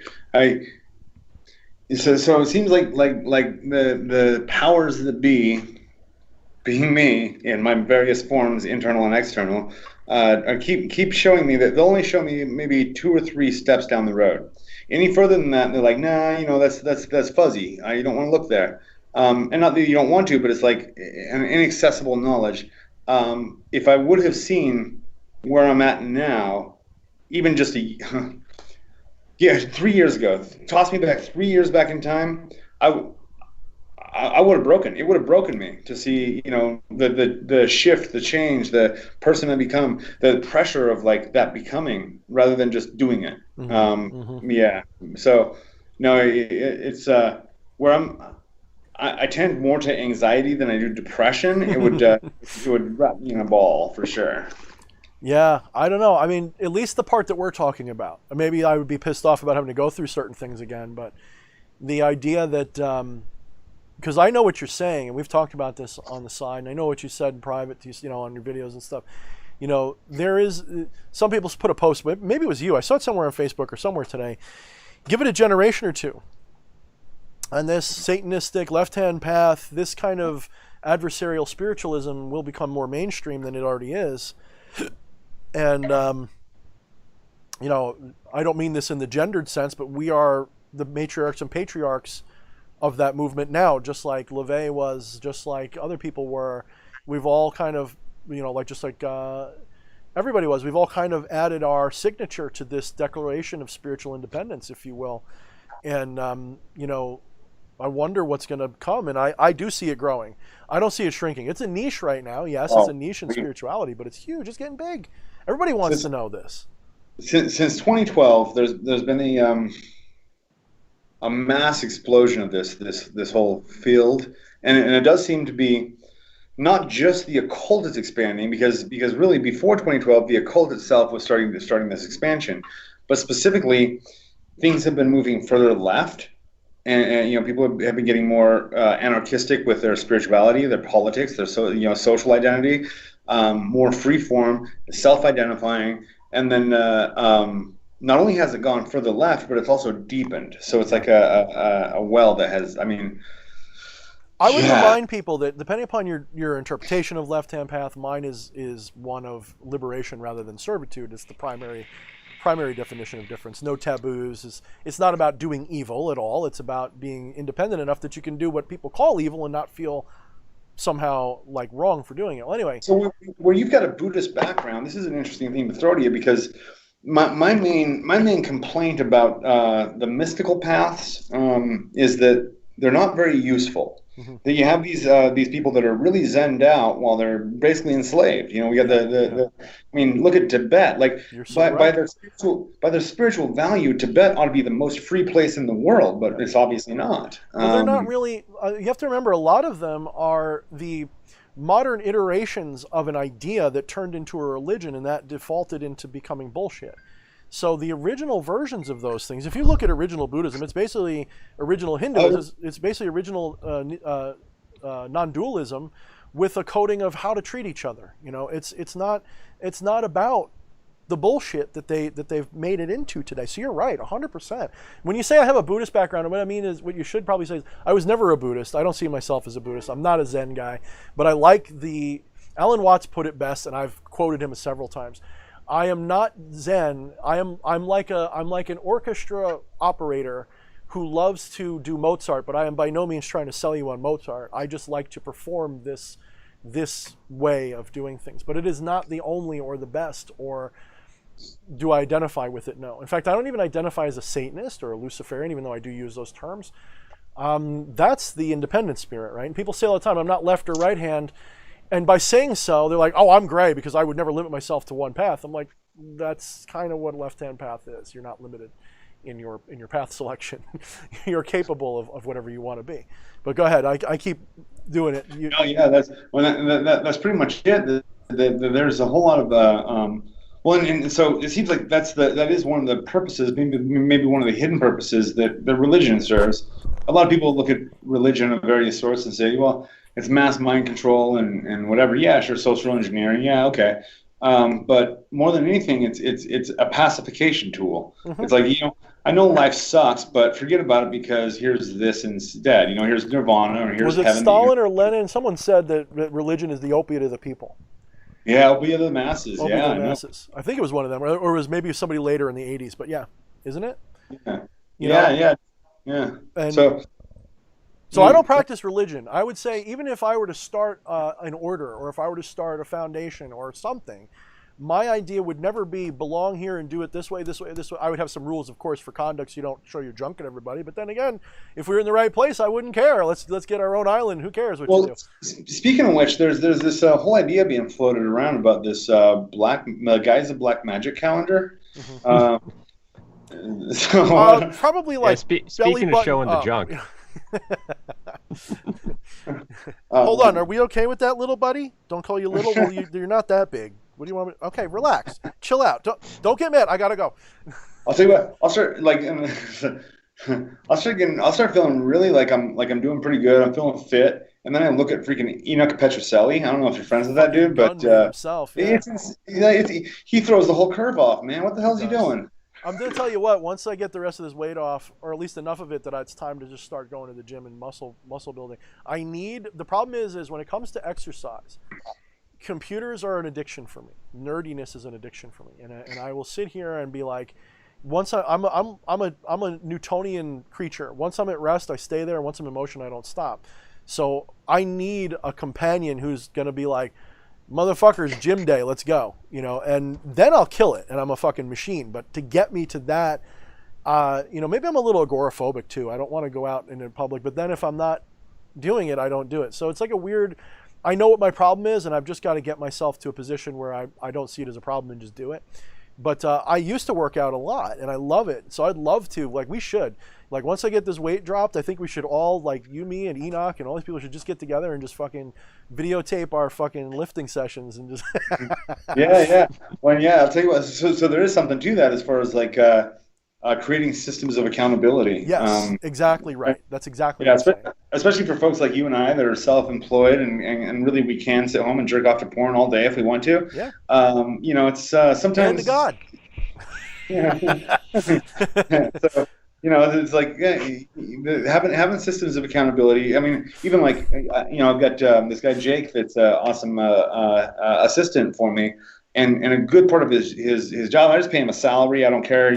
Sometimes he doesn't do much for it. Sometimes he does a lot for it. But either way, it's just an accountability system that is like, if I'm not getting my work done, he's going, hey, where's the newsletter this week, dude? Okay, yeah, cool. And just any kind of checking in with other people is a really good way of keeping. I need it to be personal because I'm way too good to tell the truth, if you know what I mean. Like if someone was like, you got to go to the gym every day and contact me, I'd be like, I'm just going to forget to call you tomorrow. That's what I'm going to do if I don't want to go to the gym. So no, I need that person to show up at my house with the leash and walkies, come on, dog, walkies. I need that guy. That's what I need in my life. So I'll find. I like the idea of a threat bet. Just No. like, you're going to stick to this, otherwise there's going to be consequences, Nope, and I'm I'll going to just put drop in on you at random moments. I'm just going to put the money in a pool and say, just take the money now, because it's not going to. Because I don't like that system. That's why I failed out of school, because if you said, I'm going to fail you if you don't do it, I go, then fail me, bitch. I'll learn on the own and I'll fail. So fuck you. I guess I'm too punk for my own good, I guess. You know? So, yeah. So what kind of motivational system like works for you then? Just being inspired by someone who's awesome, who can lift like a motherfucker, and I want to challenge myself to be like them and to fucking surpass them. And to have them have the same attitude in a friendly way.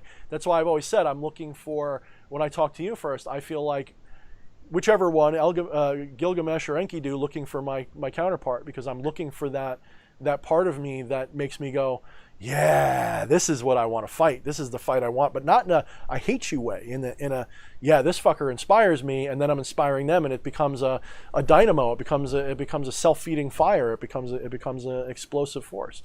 Isn't that what like twin flamery is kind of about, isn't it? And I don't just mean in the romance sense, because you can have twin flames and other things if you're gonna take that analogy to its true core. You have a lover that inspires you to be the perfect lover. You have an enemy that inspires you to be a perfect fucking enemy, don't we? Oh, dude.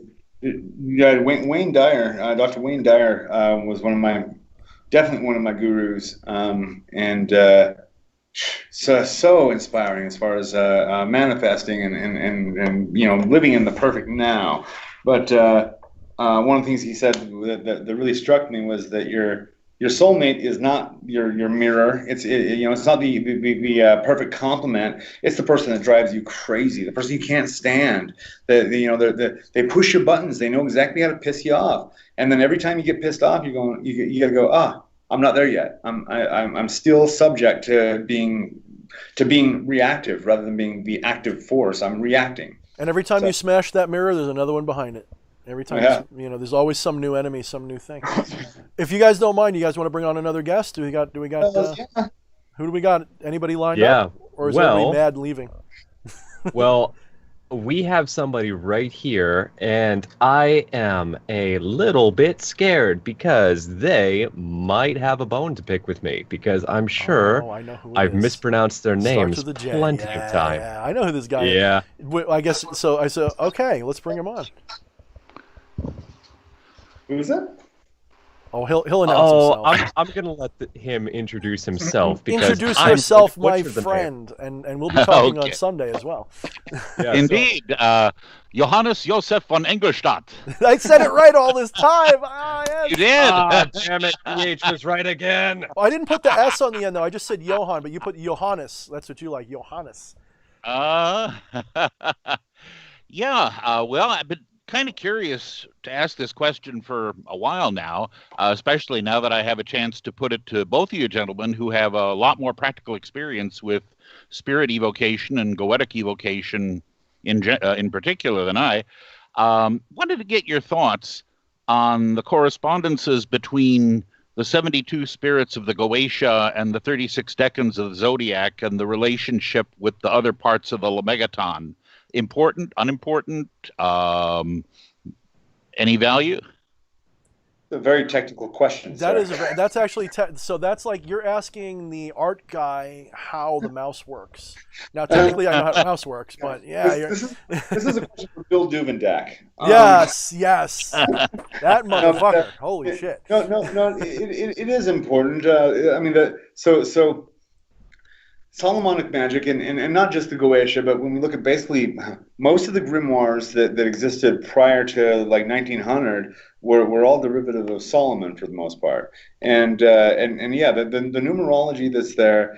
I mean, it's not 72 by accident. Now we also look at the you trace those 72 back to I can't remember the name of the book, but it was Idris Shah, I think, did the translation of it. Arabian Nights.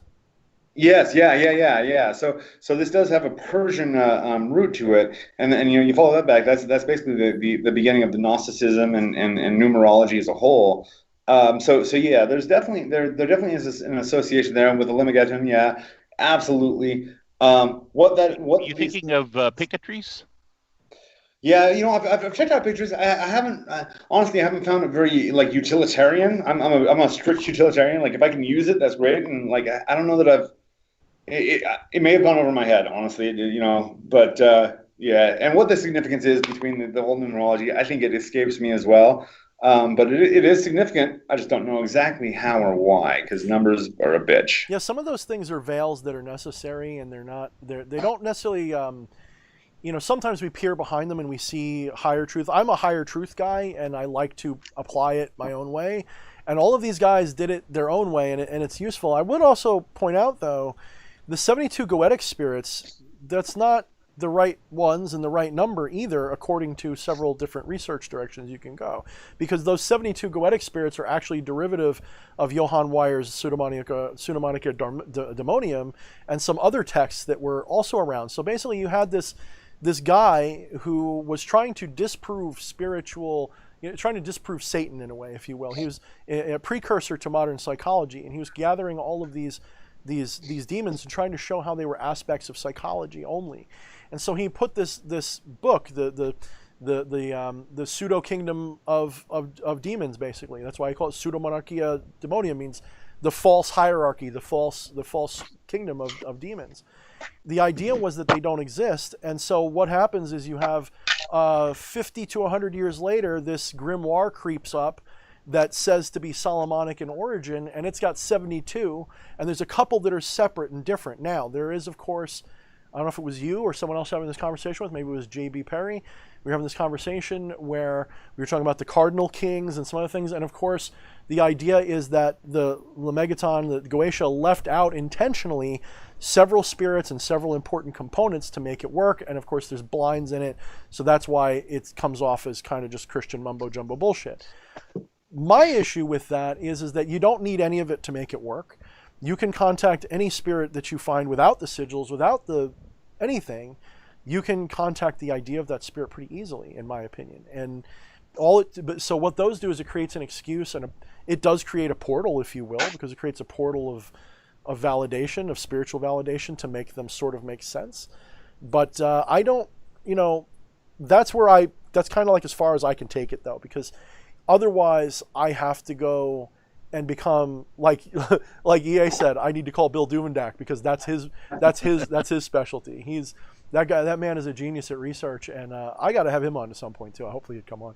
But he knows that stuff back to front. I'd just probably sit here and shut up and go, "Teach me, master. I don't understand these basic things that I act like I know." So no, he's a great guy. So I don't know if that helps answer that question, but I think you outwin us. It definitely does. I mean, because clearly you guys know how to get results, and and everything else is secondary.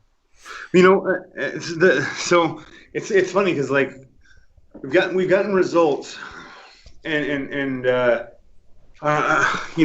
when I walk into a temple, I can feel it. I can feel it. There's a palpable something there, and depending on the temple and what it's consecrated for, there is something there. Now, what I don't know and I don't understand is the sacred geometry that's gone into the angles of that temple, and all the rafters are right where they need to be. All the joists, everything is perfect because it's been designed that way. But I don't understand that. But I feel it. But I can feel it, and I think that some people can feel it, some people can think it. Maybe some people can do both, but I go with the feeling of it, and so it works for me. But I am envious of the Bill Dubendaks of the world who actually do understand intellectually understand it. But DH and I were talking about this on a private call last night. Was the idea of gnosis isn't just to know, as in just having the knowledge in your head, but it's the experiential knowledge. It is that feeling of aha. Now, I guess if you can combine the head with the heart, then you're at the soul level. But that is the difficulty, isn't it? Sure is. You can memorize every occult book in the world and never have one success because you've never figured out what you are. You can know what you are and then put every occult work down and have success because it's not about those works. Those works are derivatives. So like I've said, magic is applied metaphysics. Religion is bastardized application of derived metaphysics, turning it into a superstitious bullshit pool. So you have metaphysics, esotericism, religion, and then you have superstition at the dead ass bottom, which is where most people, and I don't mean this to insult any of you guys, but that's where a lot of people are that watch my stuff and interact with it. You guys come to me and you talk about, I pissed off the spirit because I tossed the ashes from the offering in the toilet and now they have a death wish on my life. And I go, no, you're cursing yourself because you fear your own power and you think that these demons are out to get you because it's an excuse because you feel responsible and blah, blah, blah, blah, blah. And they don't get it. They go, oh, that just sounds like psychology. And I go, psychology and spirit might as well be the same thing. They're the left and right hand path of the left and right hand side of the same entity. As above, so below. Just relax. Breathe in, breathe out, and you'll be fine. And they don't like to hear that. They want the story. They want, the Conjuring movies to be real. And I go, well, they are real, but not in the way you want them to be. They are real, but they're not. The real part is internal. And once in a blue moon, like EA with the floating episode, now we could probably, I bet you if we had a scientist walk into that room when you floated up, I am willing to bet 95%. I'm not saying it's impossible because I've seen shit I can't explain at all. But I'm willing to bet a scientist, if he sat there, would say, oh yeah, at that moment you leaned forward a certain way and it looked like you were floating. Or, oh yeah, at that moment there was an earthquake. There might be some rational explanation, right? That explains the miracle that everybody experienced if they're looking for it. If I look for it, I will always find a rational reason why it wasn't Hollywood's supernatural magic. But it still happened. Yet it still happened. So you have what I call the voice of magic, all right? And this is like this is that feeling. You walk into the temple and you feel it. Or one of the things I'll tell people, you want to do a spell, all right? Let's say you want to do a spell for strength. Go out into the wilderness, specifically get beyond the telephone poles and the buzzing of human noise, and get out into the nature and just go feel yourself drawn magnetically to the items that you're going to need for this spell, and just start, pick up a bone here and a rock here. Don't worry about what it is. Best magic I've ever done, or at least the best rituals. Maybe not the most results oriented, but the most I felt it was those rituals. Yeah. So no, I've had much more like lightning flash and cool stuff happens with other types of rituals. These do feel the best, and they may not work the fastest, but they seem to work the most harmoniously. Yeah. With all of that, you're following the voice of magic. At any point, you have the choice of saying, I don't hear that. Oh, that magnetism is not there. This is all in my mind. As soon as you start doing that, you're shutting yourself off from that voice of magic. Yep. And so if you lean into it, and it is crazy to lean into it, and you have to get over your fear. You have to go crazy. You have to literally accept that it's happening. That's what I'm saying is, like, if you pull a skeptical scientist in, they can rationalize it away, and they'll probably be technically right, but you can't have the attitude of that means it didn't happen, it's all fake. If that ever happens to you, you have to stop and think, but it still happened. Yes, you could say all the tarot cards are written bland enough that you could potentially apply them to most situations. Fair enough, but why did they come up exactly the way I needed them to come up so that they would make sense at that time? And Behemoth X, what's up, brother? Yeah, what's up, man? Behemoth, what's up, dude? Makes an awesome point. When it happens in ritual, so thunder happens to happen. Thunder's a natural occurrence. It happens randomly. But when I say, Azazel, give me a sign, boom, there's thunder outside. Yes, absolutely. Well, and that is a choice. It's a choice to lean into it rather than away from it. I've told this story of my familiar a couple times where I was asking my familiar Nicodemus when he was a small little rat guy. Now he's a big fucking badass looking crow. When I first was using him, I asked him for a sign one time in ritual, and I said, give me a sign in the next minute or something. I forget what I said out loud, but it was a very short time. And I'm sitting there waiting, and maybe 3 or 4 seconds goes by, and I hear, "Fo-fo!" and a train blows past my window.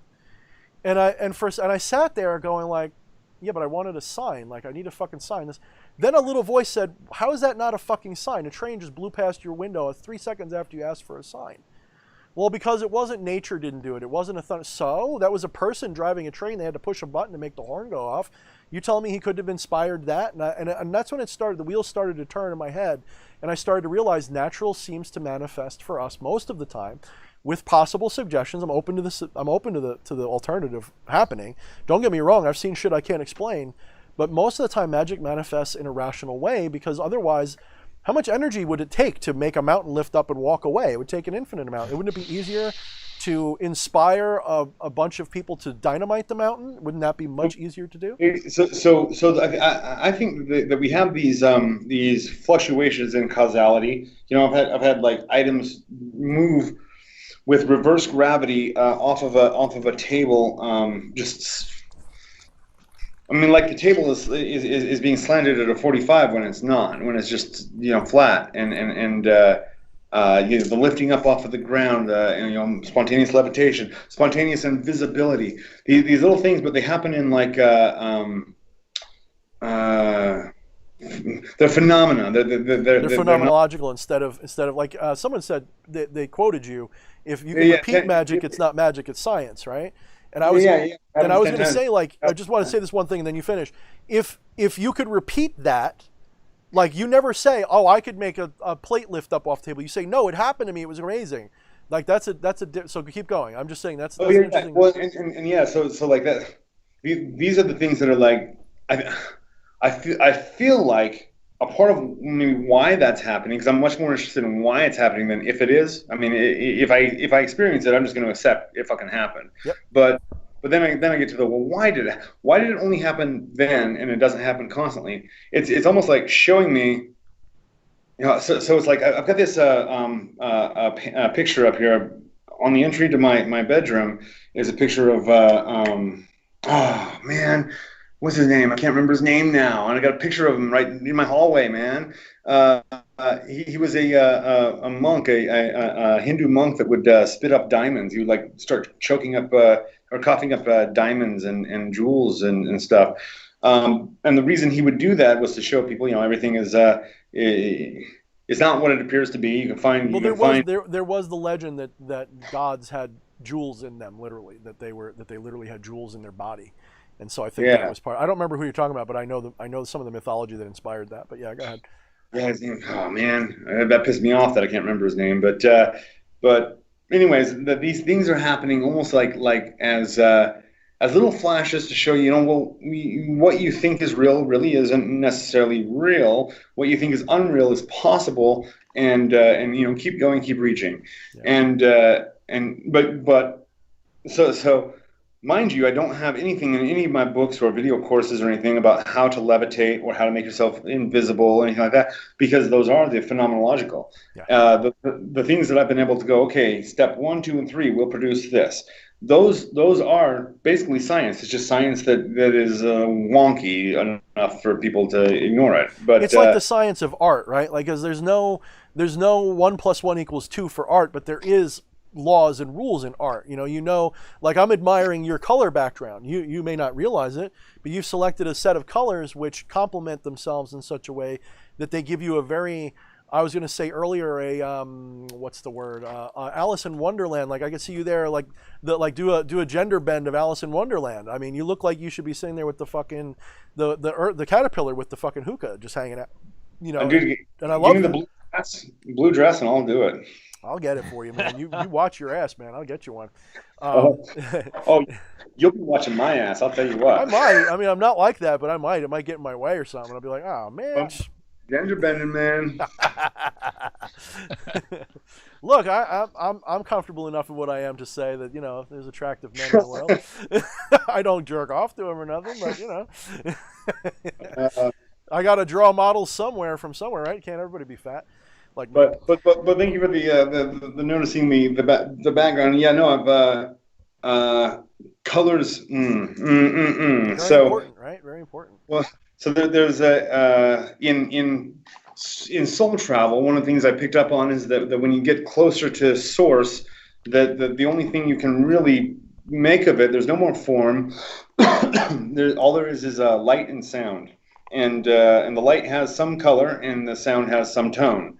And so you can kind of make that out and go, okay, everything is basically composed of variations of light and sound. And then when I started practicing Vodon and started immersing myself in Vodon, I started talking to the prince about the prince was the guy that was teaching me. I started talking about the different waters and the colors of the waters that we're using, because you put different either compounds or herbs into it, and it leaches out the chlorophyll or whatever, and it'll color the water.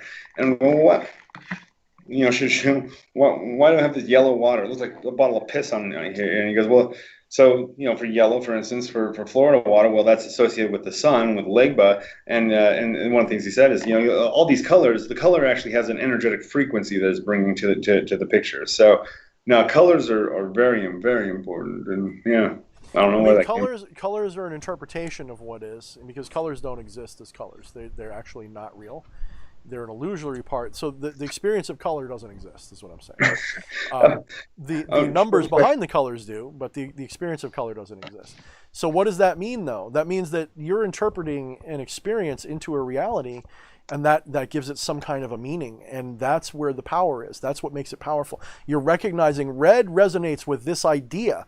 Everybody knows, no matter what red looks like to them, because I challenge anybody here to, and I did this, I think, last week, the color that you see when you see something exists only for you and nobody else. So I challenge you, when you're seeing red, to describe it to someone in a way that they could see it. In other words, what does red look like without comparing it to something else that's red? Or if I said a fire truck, you know that that's colored red, but what does a red fire truck look like? You can't answer that question. What you can do, however, is go, if I show you the color red, most people know that it resonates with ideas. If you go to almost any culture in the world, like music, there are certain things that are universal. They're forms, they're platonic forms, but they're manifest in our world.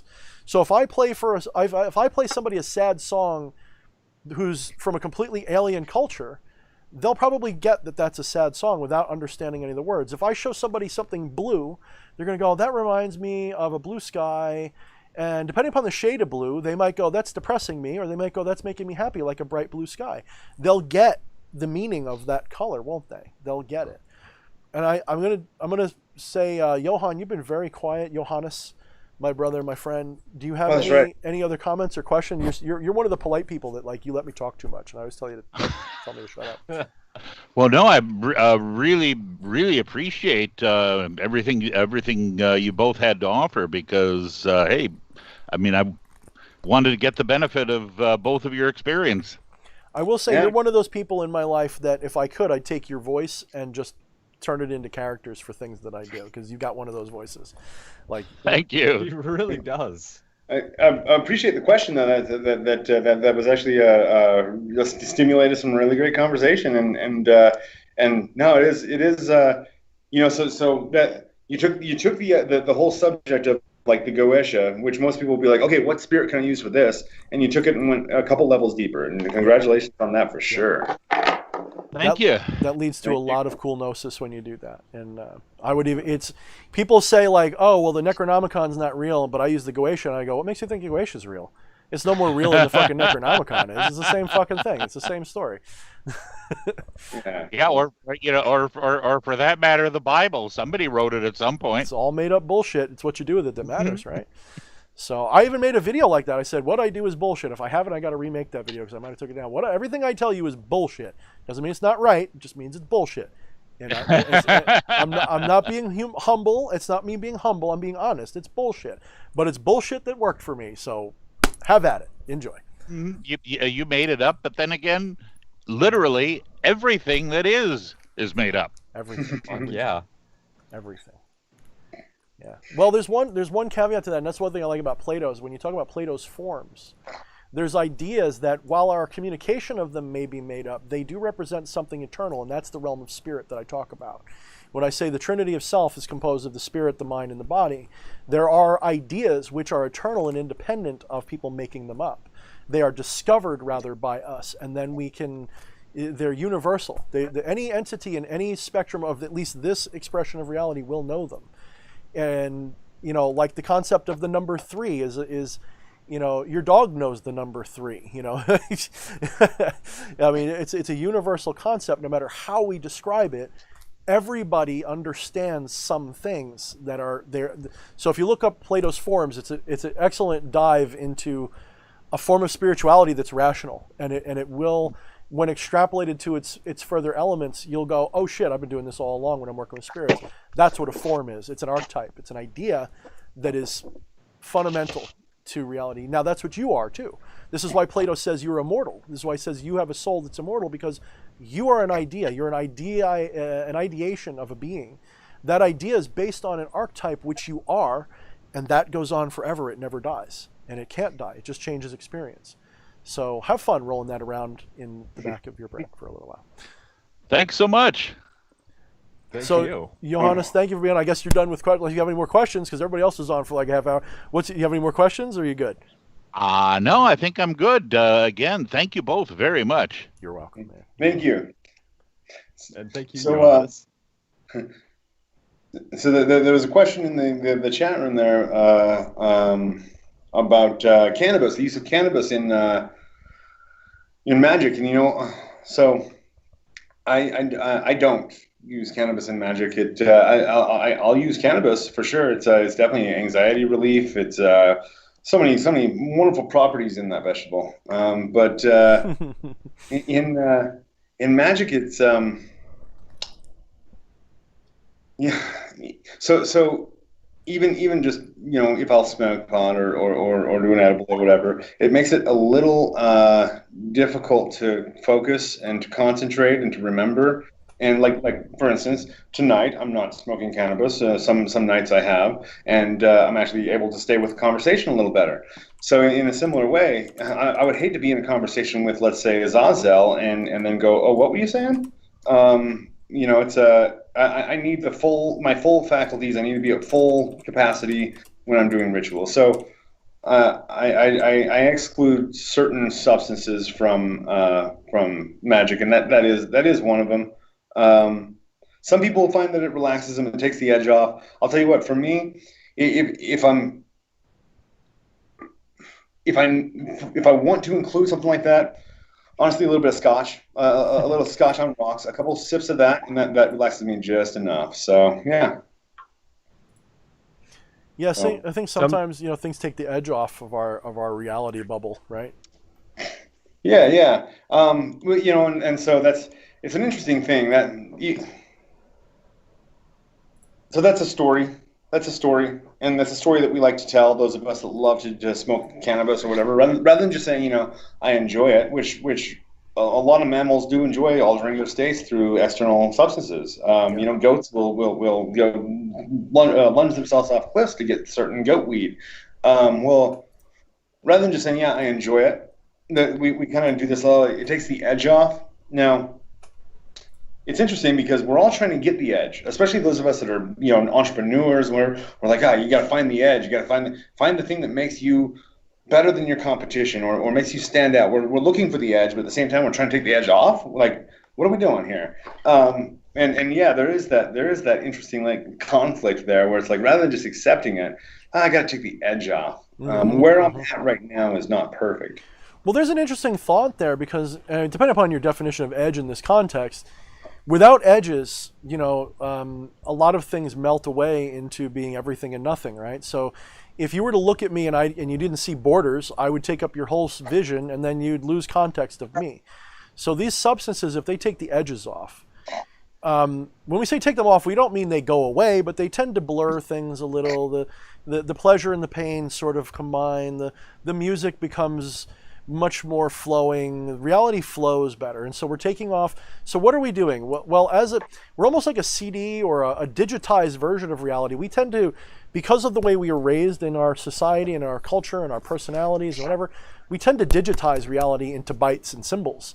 And you don't have to do that. That's not necessary to experience reality fully. You don't have to be like, that's red, that's blue, this is myself, that's a dog, that's a table. You don't have to have that bullshit going on. So what do these chemicals do? Well, they help ease that a little bit so that you're not quantifying every goddamn thing you experience, every moment of your experience, and you're now experiencing them for what they are. And Johannes just made a great comment with a dollar sign next to it. So, and it's actually related to what I he said. said, biggest thing I noticed about cannabis years ago is it heightened my experience of music phenomenally. You just couldn't get enough, Johannes. Love this guy. Love this guy. Yeah, well, and so that is one thing, and that's aside from magic for sure. But I mean, if we're going to define magic by the ritual, I guess if everything is magic, then yeah, music is definitely magic. But that it it does this really weird thing of it. It makes TV shows more entertaining, games more fun to play, music a lot richer and deeper. Well, for you, And- it kind of sucks. So I'm trying to bail your ass out from the freaking cartel shooting your ass the whole time because I'm just kidding. Right? When we're playing Wildlands, man, what the hell? Right? But yeah, no, it's but yeah, For real though, you're so right though. You're right. it's great. But and the point you bring about the edges that. So I love taking a word and just like cutting it apart and seeing what's inside of it more and more until nobody even knows what we're fucking talking about anymore. Yeah. But I like reciting a word over and over until it goes away, until it's just a sound. oh yeah, right. So with that, the whole edges idea, I love how you put that. Thank you, because that goes back to a lot of Terence McKenna's work on the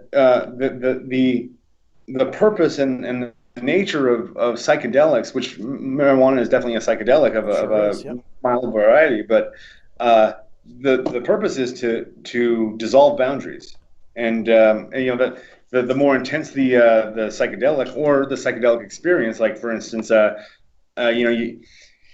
you start out with evocation by summoning these spirits in front of you, and you're seeing it in front of you, or projecting that image, or feeling like there's something there, whatever. But it begins with feeling like it's outside of you. Eventually, you keep working with that spirit. Pretty soon, you're going to realize it's been inside you the whole time, and the boundary just dissolves. And the boundary was not a boundary at all. It's like the veil, the veil between worlds is only you're not looking at it. That's what the veil is. It's what you're paying attention to. Yep, it's context. I often say it's context. The veil is a contextual idea. It's I'm on this side of the veil. Well, what do you mean you're on this side of the veil? Well, I know I'm on this side of the veil because I'm experiencing things on this side of the waking state, for example. I know I'm awake because this, and this. Okay, so when you're asleep, how do you know you're asleep? Well, because then this, and this happens. Well, doesn't that mean that no matter which side of the veil you're on, you're always on the same side because you always think that that's the real world? Because, there is no real world. There is no sleeping world. They're the same world. It's a matter of context. I know I'm awake because if I pinch myself, it hurts. In a dream, it may not hurt, and that's how I know. And I go, well, you still pinched yourself. You still did this. You're still having that experience. It's just the context of the experience that shifts. So when we rend the veil, we're dissolving boundaries between contexts, I think, personally. That's how I like to play with that. Yeah. It's like the Aboriginal idea of dream time. Yes. I love that idea. Love it. Yeah, it's just everything is just it's one kind of dream or another, but it's all dreams, and you're not actually ever waking up. You're just shifting to another dream. That's my perspective, fully with the interpretation of Maya and the delusion. It's pretty much exactly that. You're always dreaming. It's just the context of the dream changes to I'm awake, I'm asleep, I'm dead, I'm alive. They're all parts of the same. They're all dreams. They're all like the movie Whatever Dreams May Come. And if you haven't seen that movie by now, motherfuckers watching this, that is on my Thorne's must-watch list. It is absolutely, my understanding, not exactly accurate in terms of what you'll experience, but I think it's the closest you're going to come to prophetic understanding of the afterlife that has ever been put on screen. So, and it is based on actual philosophical and metaphysical ideas. So, go ahead, man. Go ahead. I've been cutting you off a lot. Go ahead. Just talk. So, just with that, and not necessarily about the afterlife, but more about these other realms of observation. The movie The Cell, or Cell. The Cell. Yeah, that was another good one. Yeah. Oh yeah. Just as far as like getting into these where there is causality. There is causality. It's just maybe a more subtle causality that the things that you feel, the things that you believe, create entire realities that you experience. Sure. Yeah. And all of these existential things are very important, and they teach us that we don't die. Our body just stops working. We live forever. However, what we think we are may not go on forever. That identity may die, and I'm telling you, it has already died several times in what you think is your life. You're nothing like the person you were when you were 2 or 4 or 6 or 12 or 15. Those people are dead to you. They're a memory now. They never existed as far as you're concerned, and somehow you're attached to them like that's who you still are. So that guides who you think you are in the future, but they don't exist. You can shift that anytime you want. You can be D.H. Thorne, the muscle-bound freak at the nursery 1 year, and then say, you know what, I'm fucking sick of this. I'm going to stop being that guy. I'm going to be who I want to be. I'm going to be who I think I am, who I was before. I like that guy better, but I'm going to be a new version of that. because you're not bound to any of it. It is like schizophrenia that works. Maybe not schizophrenia, but like having multiple personalities, but it works. And it is like you have to do magic well. You have to go crazy. You have to go crazy on purpose, a little bit. What's up? You're You're backing out. You're welcome to jump in and say hello. Oh. Hey guys. Hey, say hi to I don't know, not as many people as before, but hey. What up, carbon-based life form? Hey, it exists. It walks around with a cat. He's part of me. He's a part, or are you a part of him? She is so freaking. This cat is so loud, all the time. She's not loud. She just doesn't shut up. Yeah, that's right. Yeah, she's not necessarily loud. She just always. So always it's DH Thorne in cat form. Yeah. He said, "Yeah." He's like, "Yeah." If sometime today you do a couple tarot readings. Ooh. Okay. It's getting pretty late, kiddo. But yeah, I'm gonna jump off here in 10 minutes. I'm gonna give you 10 more Sounds minutes. good, man. I think we're gonna only last about 10 more minutes.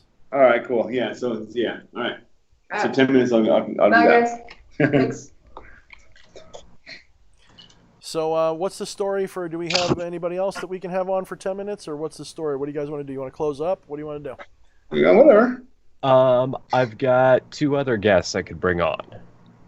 I let everybody know that I'm not sure if we'll be able to get to everybody tonight. Okay. So it is definitely incentive to do this again because the call-ins are definitely fun. Yeah, I'm loving the call-ins, man. This is like the best fun we've had in a while. It makes it. I like responding to quoted comments, but doing it this way is like, fuck yeah, I like this. I like this a lot. I like this a lot. The kitty does not have a sigil pendant. Unfortunately, that was a. I think it's a skull and crossbones, because she's a badass. Her name is Melanow, by the way, which my daughter Alex named, and Melanow is the name of the daughter of Hades and Persephone. So a little trivia there for you. Yeah, I mean, the skull and crossbones is a sigil, brother. It's just a very widely recognized one. Yeah. That's true. That's true. Yeah. That's yeah. No, for sure. What's it called? Somebody asked about. I followed up the marijuana conversation with a question about tobacco, and so tobacco. Daughter of Hades and Persephone, bringer of nightmares and madness. I love that girl. She just comes in and just like, pow! I just love it. Alex is the best. Yeah. Oh man. Yeah. No, I hate kids, but she's a good one. I know. I feel the same way about my kid. It's like I fucking hate these little brats. And then he's like, "I did the dishes, Dad." I'm like, "I guess I'll let you live another year." God damn it. Right. Yeah. But yeah, no, that's tobacco is a grounding herb, and so I when I first started ritual, I would just, I mean, even just smoking a cigarette or a cigar would do interesting little things to me. But I've kind of learned as I've gone forward what that is it's a grounding herb, and so it's like I usually won't use it in ritual unless I'm doing ritual with very earth-based spirits like Bodon or Santeria. In that case, like some rum and tobacco is spectacular. But for most, forgive me. Sorry. Wait, what's that? I thought you said ramen and tobacco. I'm like, ramen and tobacco. Ramen? Oh, that's what I heard. Took top ramen and smoking a Fuck cigar. yeah. I do like my ramen, but I can't eat it anymore. That shows you how much keto I'm on. God damn it. Oh man. I can have the rum though. Yeah. Oh yeah. So I got your book here, dude. I didn't send it out yet because of reasons, but I got it for you. I'm going to put it in the mail tomorrow probably. So you should get it in a few days. So I don't know when. Excited. I was thinking about that yesterday while we were talking, but I didn't want to be like that needy bitch that's like, hey, where's my book? And I wanted to be that asshole who's like, I'm just a lazy fuck. I was going to send it out. No, what happens is like I got to get to the post office and I'm just like, and I just haven't. So tomorrow I got to take my dog to get some work done, and so it's right next door. So I'm like, fuck, this will be perfect. I'll do it that day. So Mellow Sloth, great name, says tobacco's a good offering as well. And I think that one of the reasons it is a good offering is because of that grounding nature. It pulls the spirits more to this earth, and so that's part of that. I like that. I never thought of it that way before because it's pretty universal. Everybody likes to use it for that. Yeah. Yeah. No, it's in talking with Edgar Carvalho when we put together the Poison Path and Herbarium Diabolicum book, one of the things I don't remember if this was in an interview or if it was just casual conversation, but He said, you guys being you Americans, being me, Because you're a monolith of America right here. That's what yeah, you are. he says, you do too little tobacco and too much cocaine. And so he's going, when you're using tobacco, yeah, you're going to use to do a lot of it, and it'll get you to a psychedelic state. When you're doing cocaine, just a little bit, just microdose it, and you'll be great. He's like, you just flipped those two over, and I'm like, what can I say? I like a lot of cocaine. And we're not giving any kind of chemical, medical advice. Facebook, YouTube, everybody censor. Totally do it, but don't do it because we said so. Don't do any of this crap. I'm not giving you any kind of... Please don't take my channel, please. We are broadcasting from a place where cocaine is perfectly legal. Word. Colombia. Yeah. Oh, I thought we were still outside of Area 51 from the raid. The Area 51. I never left. Yeah, I thought that's where we were. I don't know where I am. Somebody just picked me up in a black van one day and put some curtains up, and they said, make videos once a week. I'm like, fuck. Right? And Jennifer Vaca is so right. The coke lately has been ridiculous. Lately, like whatever, I don't do cocaine, but I if like I did, Coke Classic. I find that that's the better flavor. It is. Yeah. It's more pure. Once upon a time, it was in there, right? Once upon a time. So, all right, I guess we're pretty much out of time. Those of you we didn't get to this week, let's do our wrap-ups. This guy right here, I keep forgetting your name, the guy with the pink and the yellow. Where can we find your information and find your services and work? And do you have any books out right now or anything? And where can we find those Van Halen pants? Good point. Yeah. Wait, what pants? Yeah, you are where unless you find those painted Van your Halen legs this pants, time, which too? I wouldn't put past you. That's so funny. Yeah. Right here, right now. Give us the answer. Right here. Yeah. So go to becomealivinggod.com. You can check out all of my stuff. And specifically, I've got just barely got released was the Compendium of Asmodeus, and this is Lust, Love. I actually was issued a challenge by Asmodeus to do something that I was very uncomfortable with, which was to publish some of my most powerful love spells. And I wasn't comfortable with it because I have moral objections to love spells. And the challenge was, so what? Mm-hmm. You have moral objections, so what? Mm-hmm. Are you going to impose those on everybody else? And you're going to be the gatekeeper of information now? Yeah. Oh, okay. Yeah, I guess I've got to actually stand behind my ethics, which is that really I leave this up to everybody to do what they want with it. I trust you with your own godhood. Mm-hmm. And so I put out some of my most hard-hitting love spells in my edition or my contribution to the Compendium of Asmodeus. You can check that out on blog.co/Asmodeus.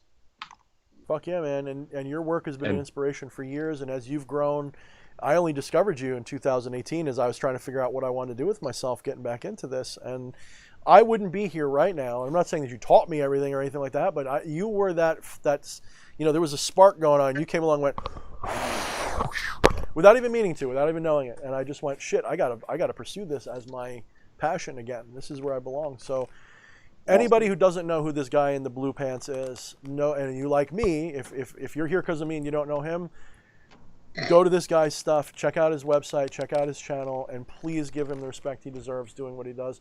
And we're not saying nobody stumbled, fallen, or made mistakes along the way, but brother, watching you do what you do is an inspiration to so many people, and I have so much respect for you, man. You're like one of my best friends. It's fucking awesome. No, thank you. Yeah, you absolutely best friends for sure. Like, yeah, I'm hanging out here on a Thursday evening, and I didn't know what I was going to do tonight. I was like, whatever. I'll go take a shower. I guess. Flesh Priest too. He's one of my best friends. I've known him for 6 years now, 5 years, like forever. Something like that. Yeah. But the stumbles and the falls, that's magic. That's perfect. It is magic. Yeah. Yeah. Well, that's why I like you, because you don't hide anything. You're just like, and then I do this, and I do this, and this is what I've gone through, and I failed here, and I succeed here. I'm like, yes. Fucking warts and all. Right, and you can't do it otherwise. And there's not really any warts, dude. I mean, and if there are, you put smiley faces on them. They look kind of cool anyway.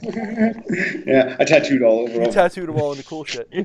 No, for real. I mean, nobody's flawless, and nobody should be, and I think that's one of your messages without meaning it to be, and yet you can still achieve great things with what you do and what you show and the things that you inspire in people inspire greatness. And man, fuck it, dude. Like, I'm just gonna say it. Like, you're one of my favorite people on YouTube, and that's it. You know, one of my favorite guys. No, you're like I'll tell you that. I'll tell you what. Yeah, I actually had forgotten because you said last night. You're like, yeah, I'm going to be live. You're welcome to call in. I had completely forgotten about that. And then I just jump on YouTube. I was going to listen to some Joe Rogan or something, just whatever. And I see, oh, DH, boom. But I love clicking on your channel. Love hearing what you have to say. And you know, I love the people in chat. I love the audience, the community. The term community gets thrown out a lot, and if it even feels like what's developing here is closer than that. It is a tribe and even a family. It's really awesome to spend time with family. So yeah, I don't run from the word community. I just got to make sure it's in the right context. So some people go, "I'm not part of a community." I go, "Relax." I mean, like in a broader sense. But yeah, you know, you're right. There's people here that I see every week, and without fail, they're here, and they go to great lengths to be here. Sometimes they go, "Oh, I had to skip work," or "Oh, this and that." And I go, you know, I would never do that. The fact that you're doing that. The live streams will be up later, guys. Yeah, like really. And you guys give a lot to be here and to say nothing of the monetary, you know, donations, which are awesome. Was I doing this before I put money on it? You fucking bet I did, because it was fun. Would I put this much effort into it? Probably. I'd probably put the same amount of effort into it. I don't think that makes a dime bit of difference to me. It's more about you guys appreciate this that we're doing and you support us because you know that we're trying to do this honestly is the better word. I was going to say do it for you, but that's bullshit. I'm doing it honestly. I'm not doing it for you. I'm really not. I'm doing this for me because it's fun for me. I enjoy, you know, just like when I hate it when someone says, I need you in my life, I go, uh-oh, I don't want to know you. I want to hear how much you love me without needing me. I want to hear that you want to be with me, not that you have to be. I want to hear how you could leave me tomorrow and not regret a thing. That's what I want to hear. And that's how I feel. I'm not here because I need to be. I'm here because I'm having a fucking great time doing this. One of my favorite things is when people are like, "Oh yeah, you know, you're the guy with all the answers." I'm like, no. Once I've got all the answers, you're not going to hear from me ever again. I'm done. The reason I keep writing books and keep doing video courses, I'm still trying to figure this shit out. Yeah, I agree with that, man. I think you'd still see me, but it would be select appearances when I just feel like I'm bored. I would love to just go to like the top of a mountain somewhere and just fade up into the sky and disappear. But I would still show up once in a while and be like, "Yo, did you guys see the stars tonight?" You know, and just fuck around. I'd love to be that guy. So, all right, if you guys like what I'm doing, you don't know who I am. You're obviously here. So why are you here? I appreciate that you're here. And if you guys want to support my work, there's so many ways you can do it. The easiest is just like, share, and subscribe. If you haven't liked this video yet, please do so. Let's get it as close to 60 or 70 like we had the views up to, just to start off with. Everyone watching should be like, or dislike it. Fuck it. I don't care. If you're here, put one or the other. Give one or the other. Shit, I'm gonna cut you off too. And if you like his shit, I tell you what, go to fucking Teespring right now, where he's got buy this crap. I've got some fucking crap of yours sitting right here, actually. You'll be wearing my crap soon too, apparently. You bought some of my crap to wear. Yeah, I made that order. You fucking put a tank top on there just for me. I did. I appreciate that. Yeah, because you guys were like, I need a tank top. I'm like, well, I need your money, so that'd be great. I need a tank top exactly like this, and you fucking made it happen. Magic. But yeah, go to, Johans. Thank you. Man. It says, thanks again, DH, EA, and Flesh Priest. Thank you, appreciate Johannes. you, brother. Thank you, brother. Thank you. But yeah, go to Teespring and use the code WEEKEND10. 10 the number, weekend the word, and you can get 10% off the order. Yeah, that's only for a certain amount of time, so I think it's another week. I forget what they told me. It was up to them. They made it up. Until Thursday. Yeah. Or sorry, from Thursday the 17th to Monday the 21st at midnight. At midnight. Fucking awesome. So, yeah, if you guys want any of my stuff, I've got tapestries like the Lucifer tapestry and stuff. Buy my crap, right? But my favorite thing, though, is my books. If you haven't read my books, my books are what I love. I love when people read them and go, I got your book and I love it. That means more to me than I got your tapestry and I use it in ritual. That's cool. I want to know how you're doing with my work, my books and stuff. And you want long sleeves, Dane? Oh, my goodness, you guys. All right, I'll have to do long sleeves, too. I'm so needy. Some of that stuff is long sleeve, I thought, but I'll have to go through. Yeah, I'll have to go through it. Yeah, I have the Eye of Legion you can get. I have the Lucifer. This is my most popular tapestry. I have them in posters. I have them in canvas prints so that they look really good. The canvas prints, I can confirm this one fluoresces under blacklight, so it fucking glows. It looks awesome as shit. This tapestry doesn't, but in a good light, it looks cool as hell. So I do love selling those things too, but I don't really make enough on that to really care. It's just fun. So if you get any of my stuff and you're enjoying it, that's really cool. But the books, they mean a lot to me, guys, because that's my heart and soul went into those. And if you guys like my books, then you're doing my magic. If you're doing my magic, then I'm getting more powerful. So I'm not going to lie to you. It makes me happy. But it will help you. It will help you.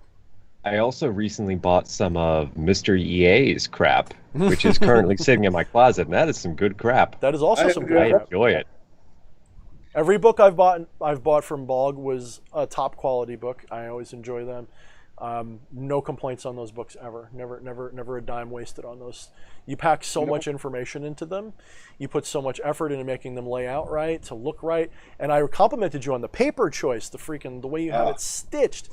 I don't know maybe it's Lulu and you guys are just, I don't give a fuck. You guys give the good stuff, man. We went through multiple printing presses on different continents to try to find the right one, and we finally nailed down one that is working really well.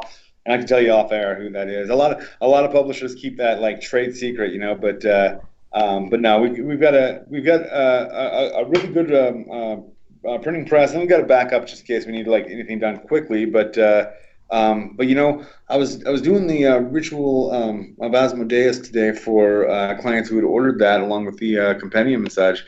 And I'm holding the compendium in my hands and I'm flipping through it. I'm going through the invocations and the different sections put together by 12, 13 different authors. And I thought and said out loud to the camera, I said, imagine just 100 years ago, 200 years ago, what people would do for this book. 500 years ago, people would have fought wars over that book. There's something that kind of knowledge in it, and we take it so for granted. And it's just amazing to have a tome like that you're holding in your hand, you're reading. It's like the knowledge contained in here is ridiculous. So that's almost like an indication of how we know we're in the Kali Yuga, because that information is right in our face, and most of us don't see it. Whereas once upon a time, it was hidden from us, and yet people who knew it really valued it. It's really remarkable. I mean, and you're 100% right. There's so many things that were secret. Even when I was a kid, like in the 90s, good luck getting a Lemegeton. Good luck getting a Goetia. Good luck. I mean, you could get them, but I mean, they weren't at the Barnes and Noble around the street. You had to order them from somewhere. You had to know where to look. It was. Now you press a button on the internet and it pops right up for you. So. Oh yeah. And we are at the beginning, because before that you'd have to go to a monastery where the monks are copying these by hand. And then we had the Gutenberg Revolution. Well, we're at the beginning of we're at the crest of the new Gutenberg Revolution. Whatever this is we're doing here, this is the predecessor to the printing press that's about to come up. Yeah, I agree with you, and it's good that we're doing what we're doing, because I mean, we're pushing that boundary a little further every video, every book, everything we do. And but literally, we are the monks that are transcribing the shit right now. Like, and we're doing it in a virtual temple. And we've got virtual temples, and it works. Yeah.